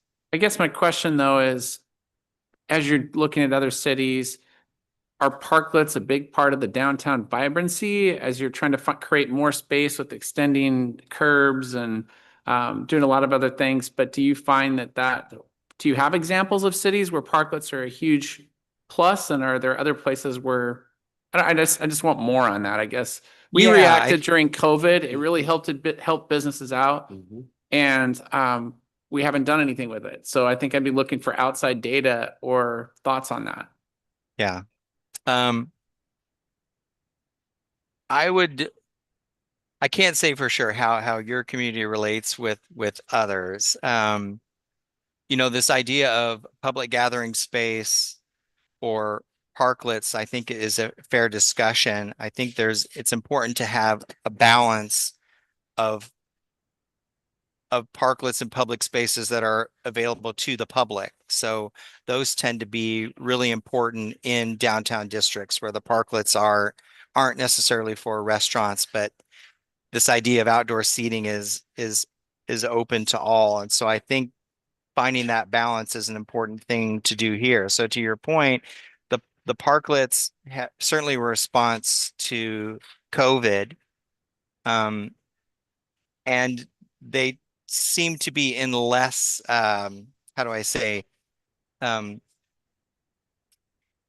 don't seem to be as ubiquitous as maybe some portions of what we're seeing here on Commercial Avenue. So we're seeing a lot of use of some of the parklets here. Other communities kind of manage the quantity a different way.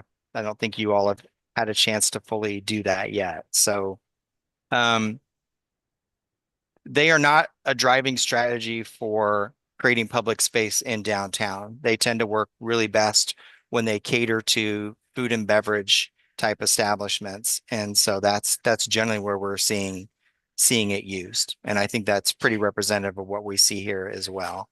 I probably didn't answer your question, but I'm trying to get closer to it. I mean, it helps get closer to it, right? Because I think it should be explored more closely. The other couple questions really quickly. One, I think looking at the viability of like the lighting. I like the lighting fixtures across the street, things like that. But with the heavy winds and things like that, I mean, it's a big financial investment. I think lighting can be huge in a positive way. But I think there'd be things we need to look at. Is that something that we could actually handle here, given the elements? And then the last thought I had too was regarding signage. I mean, there's so much inconsistency in our city with signage, and it's not a beautiful city when it comes to having some sort of great signage consistency. Thoughts on that as you're trying to look at downtown and creating a feel and look? And do you think a lot of that would come from the city creating a new signage policy, or what have you seen as being successful? And based on what you're seeing here in Anacortes, what would your thoughts be? Yeah, I mean, it really gets into creating a wayfinding and signage plan specific to the downtown district. I do think the signage that you're using today is something that you can build off of, and not have to start from scratch. But for instance, would you use and continue to use that signage, let's say, to also promote, bike routes? I think there's an opportunity to do that as well, especially if 6th Street becomes kind of an important connection. Getting people to utilize the loop by that directional signage that gets them to Cosland Park or to the library and back to the waterfront. Those are additions that I think could build off the existing signage that you're using today. Parking is a challenge. There's kind of limited public parking areas, but if those are to expand, incorporating that into the signage is important as well. So I do think you have something to build off of, and versus sort of starting from scratch. Some issues that you'll have as you get closer to washed-out facilities, for instance, they have signage types that can be contradictory maybe to what you're trying to do. But for this core area between 10th and 3rd, I think absolutely build on the signage that you have, but expand that information in terms of where you add additional signs. locating people to the destinations where you want them to go, such as the marina and parks and other places. So I think it's a good start, and it doesn't have to be a massive effort. I think you work with what's working well now and just expand a bit. Mayor Walters? Ms. Moulton? Thank you. So we've heard a lot about curb extensions, and we have one version of those on Q Avenue, and I find them to be dangerous. They are actual curbs. They narrow the lanes sufficiently for people riding bikes to feel endangered by cars rather than safer because they're slowing down, because they don't always. That being set aside for the moment, I was in East Sound on Orcas last week, and they have several raised intersections. So they were very gradual ramps on each of the four entrances to the intersection, slight enough to slow you down, but not enough to cause damage to your car. And the way they were marked, they were stamped with different colors. So the crosswalk part was really clear versus the middle of the intersection part. And I feel that anecdotally, they slow people down, they raise pedestrians up to the level of the sidewalk, and there's a general feeling of safety and awareness. They have signs that say raised intersection ahead, not a million of them, like some places. And so I think that that's one idea. I also do wonder about, I like those mini traffic circles. I don't know about downtown and then taking away the separate bike lanes and having bikes with sharrows, which I'm not a fan of, with cars. I think I'm not sure. I think that bears further discussion. I also think that with the bike lanes as they are now, that those have slowed traffic down, cars down, also anecdotally. So I think that bears more discussion for sure, but I'm not opposed to intersection changes. I'm just not strictly a fan of curb extensions. Mr. Young? Yes, just as a quick add.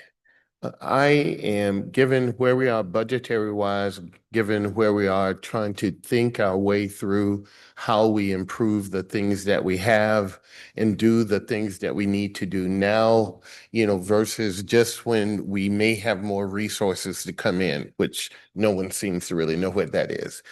I'm a big fan of using paint. Paint for me right now is one way that we can begin to address some of the problems and begin to sort of visually enhance the things that we're hoping to do downtown. I know and have utter confidence that once the decision about what we want, how we want to get it, how we want to display, it'll be the best that we can do at the time. But I do believe that given how cost effective using paint and paint colors while we work out the other pieces, I think it's an asset for us and allows us to move forward now, and begin the look-see, as I like to call it, and do the due diligence we need to find out whether or not it is working for us and anything that we may want to add or take away. So I'm just really voicing my support for paint, at this point as we work through other pieces, because right now, the way our city seems to be developing from my eyes is that we have South Commercial that's also trying to move forward. We've got Buxton's, doing comedy. We've got other things that we've talked about for a while. But even on that part of it, we've got, our things that we want to do there in the development that's coming along the North Basin, let alone if MJB ever really gets going. That was kind of a little smart tweak of hope. But connecting those things and visually connecting it such that we can use it as it continues to grow and enhance is the thing that I think we can do now and do it relatively cheaply as we move this project forward. So I'm a huge advocate of paint in this thing that gives a visual delineation, not only for those that are walking, biking, and also for vehicles. Thank you. Mayor Walters. Mr. McDougall. I'm glad I went after Mr. Young because actually I second paint. It actually has me wondering if there's like an LTAC grant possibility there for a program of some sort. I also wanted to highlight, like, I really like lighting as well, and the elements are certainly a concern. I know that if you reference Denver's Larimer Square, it's gorgeous, and Denver has blizzards. I'm not sure exactly, what they do during the heavy weather, but it's really well done. There's also a couple streets in Amsterdam, similarly, like lighting and, weather like us. So those items seem like relatively like low sort of capital intensive, potentially like decent bang for the buck. Thank you, Mr. McDougall. Mayor Walters. Ms. Khalil McGrath. Thank you. So I want to say, first of all, this project and presentation, I appreciate it. I think there is also maybe a paper copy or PDF, which is helpful for the public to be able to look through. I think this is a great menu of options. It's inspiring and creative, and it does kind of focus on kind of a high level of our downtown core and connectivity.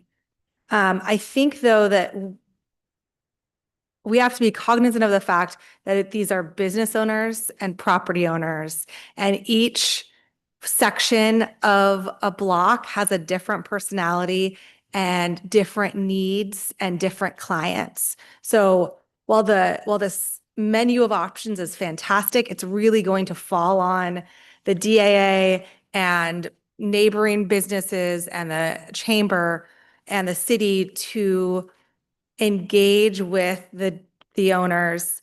I look at some of these slides and I say, oh my gosh, I know who owns that building, and I don't know if they are comfortable having them called out and, critiqued. But I also do know that sometimes we just need a little encouragement and excitement for this. Your building is really cool. Your business is really cool. We can take it to the next level. Could we try to do that?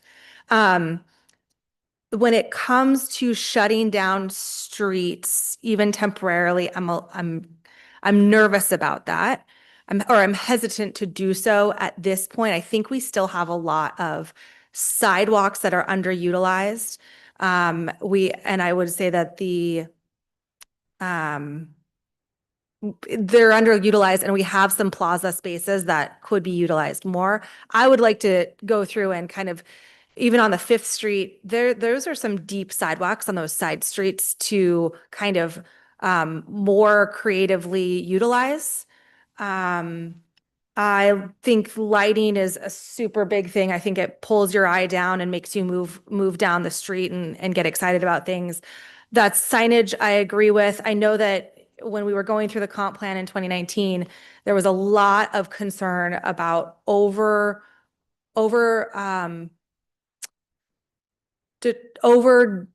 kind of requiring signage to be done in a format that doesn't allow people to be kind of independent. And there was a pushback, at least at that time, to not try to theme out our community, right? We didn't want to be the next Winthrop. We wanted businesses to be able to kind of create their own space and have the flexibility. We're not trying to necessarily be like a themed out town. Now, things change, and maybe we've realized that is finding some theme and some string of that pulls through our community. Absolutely. What other things?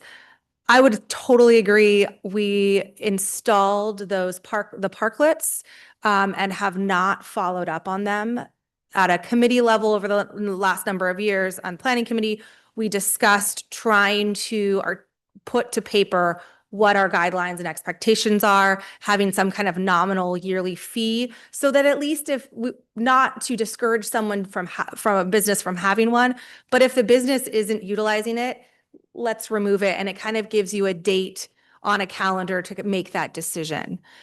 Because I do think there's a number of parklets that are really well used.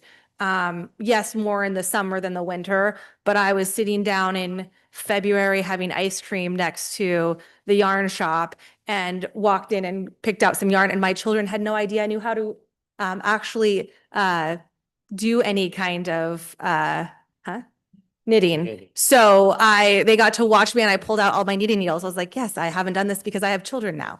Anyway, so there's that kind of interaction that happens on those parklets. I think that we need to do some refinement and expectations and maybe not need as many as we have currently. So that definitely I think is a really good project moving forward. Angled parking, we've talked about. I think there's been some studies done or some preliminary work done over the years for side streets. And that to me is a more cost-effective measure to explore before we start thinking about taking parcels that could be used in other ways and making them parking lots. And then I think that's about it. Oh, my last thing is, I was just curious if there was any discussion on 9th Street activation. I know that we've talked about it, but I don't know if I saw much of it in this plan. So if there's any comments on that. Mr. Graff? Yeah, the downtown loop itself is 7th and 9th. Those are the key streets. So R, 7th, 9th, and M. And I can go back to that. This illustration gives you a sense of that. So yes, 9th is an important connection. We know with the Marina Plaza, and it links to the library and of course the Anacortes Museum down at M Street. These are great assets in and close to downtown. They attract people into the downtown just like Commercial Avenue does. So linking those together seemed really important. I guess, do we take it a step further and how do we actually link them? What does that 9th Street look like? Yes, the idea is I'm going to see if I can go back a few images here. And the idea is the embellishments that we're looking to do on Commercial Avenue, i.e. curb extensions, murals on walls, adding lighting over time, that some of those same improvements could be focused on these loop streets as well. And that's really an indicator to visitors that, wow, these are important streets, and they're sort of carrots that attract them and bring them, down to these locations, because you're doing sort of the similar quality on Commercial Avenue as some of these side streets. That being the idea. So wayfinding could be a part of that. This image here just begins to allude at how some of those improvements that we're planning for Commercial Avenue or might be planned for Commercial Avenue would extend down these other streets. So thank you. Thank you, Jason. The final thing I would add is that I think paint is great and we should totally do paint, and it's every 2 years. But I do think there's value in a more substantial permanent projects, such as, when I'm in Wenatchee, there is the Avenue of Art that rotates. I think the Creative District is probably working on something such as that, really having pedestals that are dedicated that allow for public art, whether it be permanent or in rotation. We've got amazing artists. I think a good example is in front of Burton's that has a piece by, I'm forgetting who it is. It's the owl. Is it Peregrine? That is a really incredible piece. There's another piece by Watermark. Doing things in the short term is good, but also having some of those anchors, I think, would be really important. And then just kind of as you drive by, to be able to want to stop and actually walk by it and appreciate it on a more intimate level is something that I think I would like to see move forward. Thank you, Ms. Cleland-McGrath. With respect to the parklets, I'd point out that in my conversations with the restaurants on the west side of the street, they've indicated that they really want and need those parklets full-service restaurants are a significant sales tax generator for us, and in large part, maybe are a big part of the reason people come downtown. Do you want to pause here, council, and hear from the public? We come back after that. I would also remind everyone that the report that is generated here is not to be a plan that is to be adopted by council. Council won't be asked to, I mean, I guess you can do what you want, but you will not be asked to adopt the plan. It's not going to have that level of specificity for you. But the consultants will build it out based on the feedback that council provides. Okay, let's go to public comment at this point. We'll take first comment here, right? Yeah, and then did I see another? Yeah, okay. You can be on deck. Okay. Good evening, Mayor, council members. I think there's so much to take into consideration, whether it's reasonable or expensive. In regards to the paint, I think that's great as long as it's maintained. And as far as opening up the streets towards the library and the museum, maybe a paint line from downtown in a certain color that to the museum and to the library and the park, something like that, instead of a lot of signage. Signage just kind of gets, I don't know, maintenance and whatever, but I thought the paint line, you know, follow the yellow brick road or whatever, something like that. And I love the idea of the lighting downtown. But during the parklets aren't used. I mean, I think they're great and I use them, but they're great during the warm, dry months. Now they're just kind of haunted places where sidewalk people, just the people on the sidewalk kind of move aside and chat inside. But they're not utilized a lot. But they're great, and getting some revenue from them, businesses that have them there, that's fine. But the painting of the roads or the pathway down the street, street to the museum and different locations, I think would be a great idea to do. Thank you. Thank you, Pat Gardner, for the record. Could you state your name? I'm Jordan Hay. I'm the executive director of the Downtown Anacortes Alliance, and I live in a neighborhood that I believe is called Village Park up on D. Thank you. You have 3 minutes. Good evening, Mayor and council members. I want to say thank you. The work that you're doing now to invest in downtown Anacortes matters, not just for businesses, but for the entire community. Downtown is our shared living room. It's where visitors form their first opinions, where locals gather, and where small businesses build their livelihoods. The willingness for this whole government organization to plan for the future is something that our community notices and appreciates. So thank you. What's exciting for me about this plan is that it's not abstract, it's practical. It shows how relatively modest, well-sequenced investments in sidewalks, crossings, plazas, and public spaces can make our downtown more welcoming, safer to walk, and more economically vibrant. From the perspective of the Downtown Anacortes Alliance, we see every day how small improvements add up. A planter, a bench, a business or a building that paints their siding, a mural, each of these things changes how people experience a place.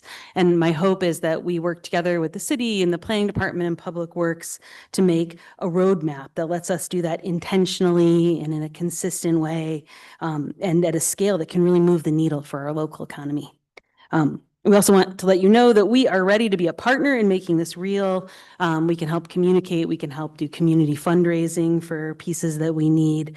We can mobilize volunteers and work with businesses to make sure that this actually happens, progress and steadily. So once again, I just wanted to thank you for your leadership and for continuing to push this forward. Thank you. Thank you. Anyone else?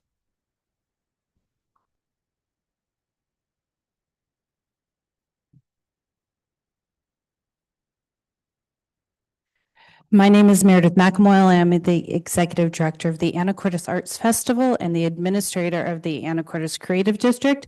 I live in the Rosewind neighborhood, and I'm sure none of you know where that is. I just, on behalf of the Anacortes Creative District, I want to say that we've walked alongside Jordan and the Downtown Alliance and all of this work and with First 40 Feet. It's really important for our downtown business owners to be successful. I think it's important for our residents to find that downtown is a culturally vibrant place to be. And we're really excited to partner and walk alongside the council and Downtown Alliance through this work. And you can count on the Anacortes Creative District to look for money, to bring paintbrushes, and to do the heavy lift and as we pick through some of these projects. So thank you for putting this forward, and we're super excited to do this work. Thank you.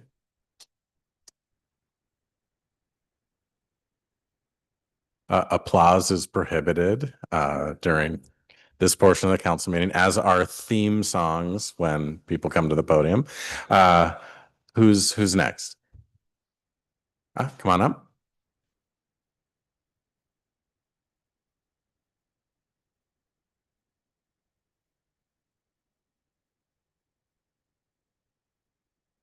Hello. My name's Ursula Edelman, and I live up on D Avenue. I just wanted to speak for some of the youth of this town who don't always have money to spend on a coffee shop or a game or whatever. So I really appreciate you guys carving out spaces downtown that are third spaces that don't require funds. And I wanted to speak on behalf of the plazas and those seating options, because it's hard to invite teens downtown when there aren't free spaces for them to just exist. So thank you for all your hard work on this plan. I just want to speak in support of that. Thank you.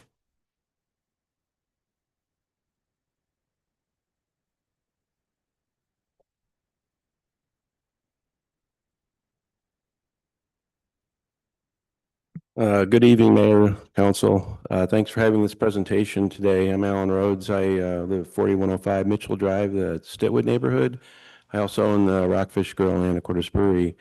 The plans that we saw tonight talk about the space between 10th and 3rd Street, and currently the truck route just bisects that at 4th. I believe the truck route should be moved from 4th to 3rd Street so that we can continue the downtown all the way into the boundary of the port in the city. So I think that's imperative to create the plan work for everyone downtown. Thank you. Thank you. Come on up.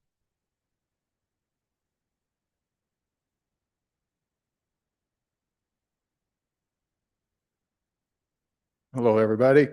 My name is Tom Freeland. You might get a little bit closer to the mic. Okay, my name is Tom Freeland. I own the Keystone Building downtown.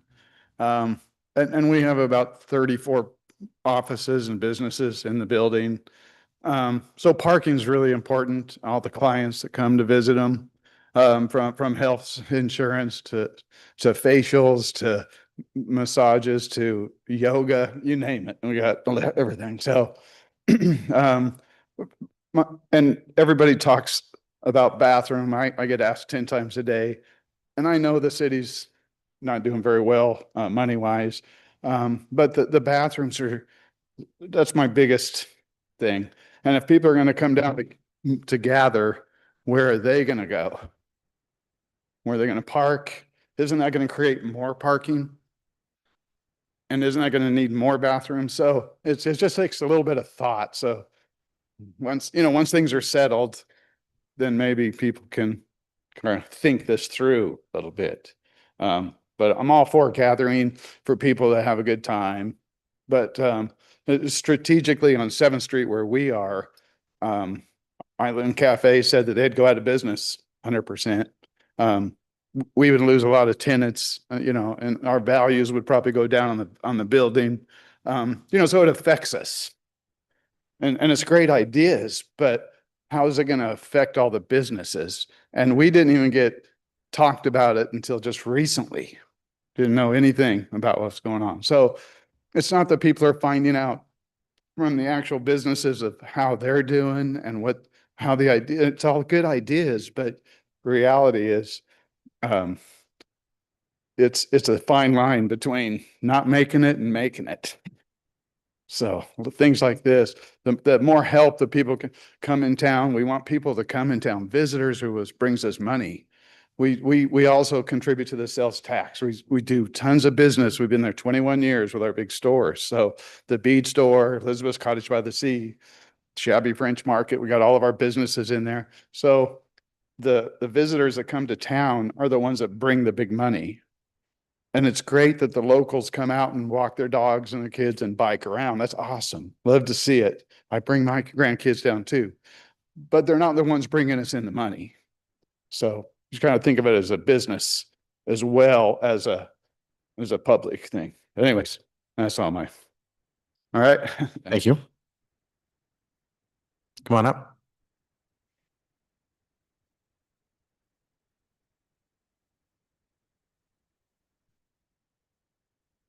Hi there, I'm Kathy Kyle. I owned Scott Milo Gallery for the last 31 years on the corner of 5th and Commercial. And as much as I love the gathering of people, you know, accessibility to the business is huge for me. We also have customers that bring in and out art all the time, big pieces. Right now we have very limited parking with all the parklets. We also have, you know, 13 tenants upstairs in the building that have people trying to come and go. We have 3 businesses on the bottom floor with the restaurant and the gallery and the attorney's office. And having that street blocked off, not only do we lose parking, but accessibility, visibility, you know, I don't know how they'll really find us kind of amongst all the stuff. So anyway, I just wanted to say, love people downtown. I promote people downtown. I think a plaza there would be terrible. Thank you. Thank you. Anyone else? Come on up.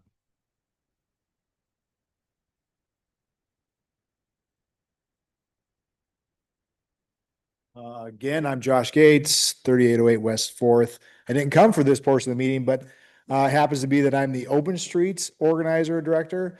So I think this coincides very well with that as far as working together for maybe a time that we can experiment something during that, because we can promote that. We promote that. City helps promote that.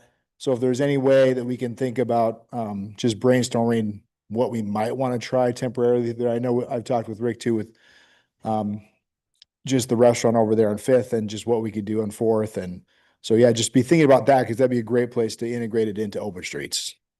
Thanks. Thank you.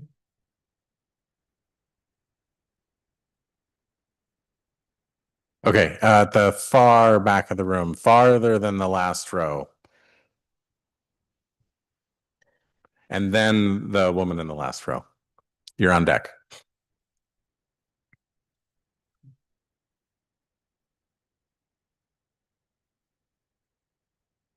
Good evening, Mayor and Council. Thank you for all your work on this and your attention to this. I've been involved most recently with the meetings downtown, and I love the idea of a community gathering place, but I'm also very fearful because of the parking and all the things that Kathy talked about as far as affecting her business. So I would, you know, I think our business, we're open to a short-term kind of play around with it some summertime, if that would work. But we also would like you to look at the option of the other side of Commercial, if that side of 5th Street might have a little more space in the summer to do an experimental gathering place, just as options. My partner at work said, you know, we have the city parking, we have giant semi trucks that come and go. It'd be very close to our parking lot. So we're concerned about that. We're totally in favor of community gathering place. We would have fun with the other restaurants and, you know, so it's just that, how do we balance it and how do we take care of the community and take care of our businesses? So thank you for everything. Thank you. Thank you, Laura Gear. There is also on Fifth Street, some 3,000 square feet of, city-owned property on the north side of the street that we could look at that, is off the street. Okay, back here, back row here. Come on up.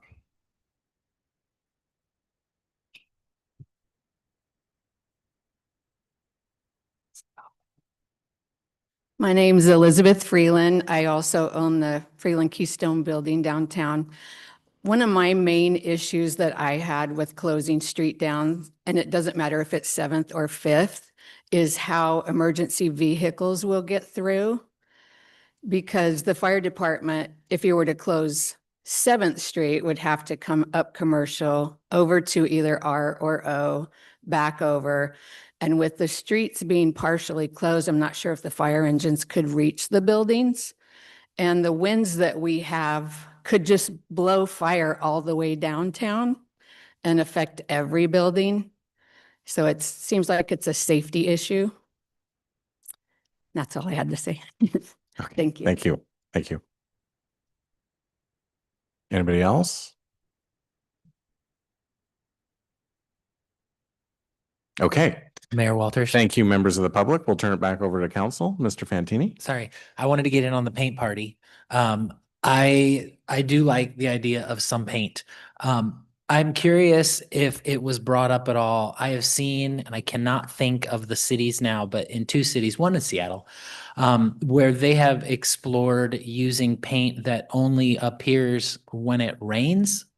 And it makes it kind of interesting for people during the winter time to go out and find these various paint areas that maybe have messages or pictures. So I'm just curious if that's been thought of in the paint at all, because I think that would be kind of interesting. I also do appreciate the approach of kind of testing some of these ideas. I know it was mentioned in the presentation before we go all in on something, being able to test it, whether it be one corner. I like that a lot. But I do also, to Miss Cleland McGrath's point, I don't think there's going to be one thing that we do that is going to work for every block necessarily. There are a lot of very embedded personalities, not people personalities, but personalities of those two, but personalities of each individual block. And I do think it's really worth testing things out and keeping the business owners engaged in what we're doing. Thank you. And I think testing was definitely part of the MO here. Yeah. Incremental, slow, experimental. Yeah. Mr. Courier. I think the one thing that I can think of that was presented that would kind of work for everybody potentially would be lighting. If there was a good lighting strategy down that kind of highlighted the downtown corridor there. Like the way you're talking about it, Bruce, I feel like there's cities that have done that really effectively. And we do have a lot of dark gray times, and we want to drive people downtown, locals and tourists, during the off season. And that's something that doesn't affect parking and things like that. But that may be one place we could start and then paint. Mayor Thank you. Walters. Ms. Moulton. So one of the things we haven't touched on is the heart of Anacortes. I do really like that idea of having an opening in that fence. It is city property. It is a park, but it doesn't feel like it. And that is a good gathering space, I think, a place for people to eat lunches, a place for youth to go. I can't think of what the parking situation is around the corner, but I think that would be great and easy and inexpensive. Also, I've had a couple of people mention the way that we have the benches now, say in front of Burton's and in front of Bayshore, they're facing the street. So you sit there and a car pulls up right next to you. And so it would be as easy as turning those around to face the sidewalk and sort of activate those spaces more. So you're talking to people that are walking by.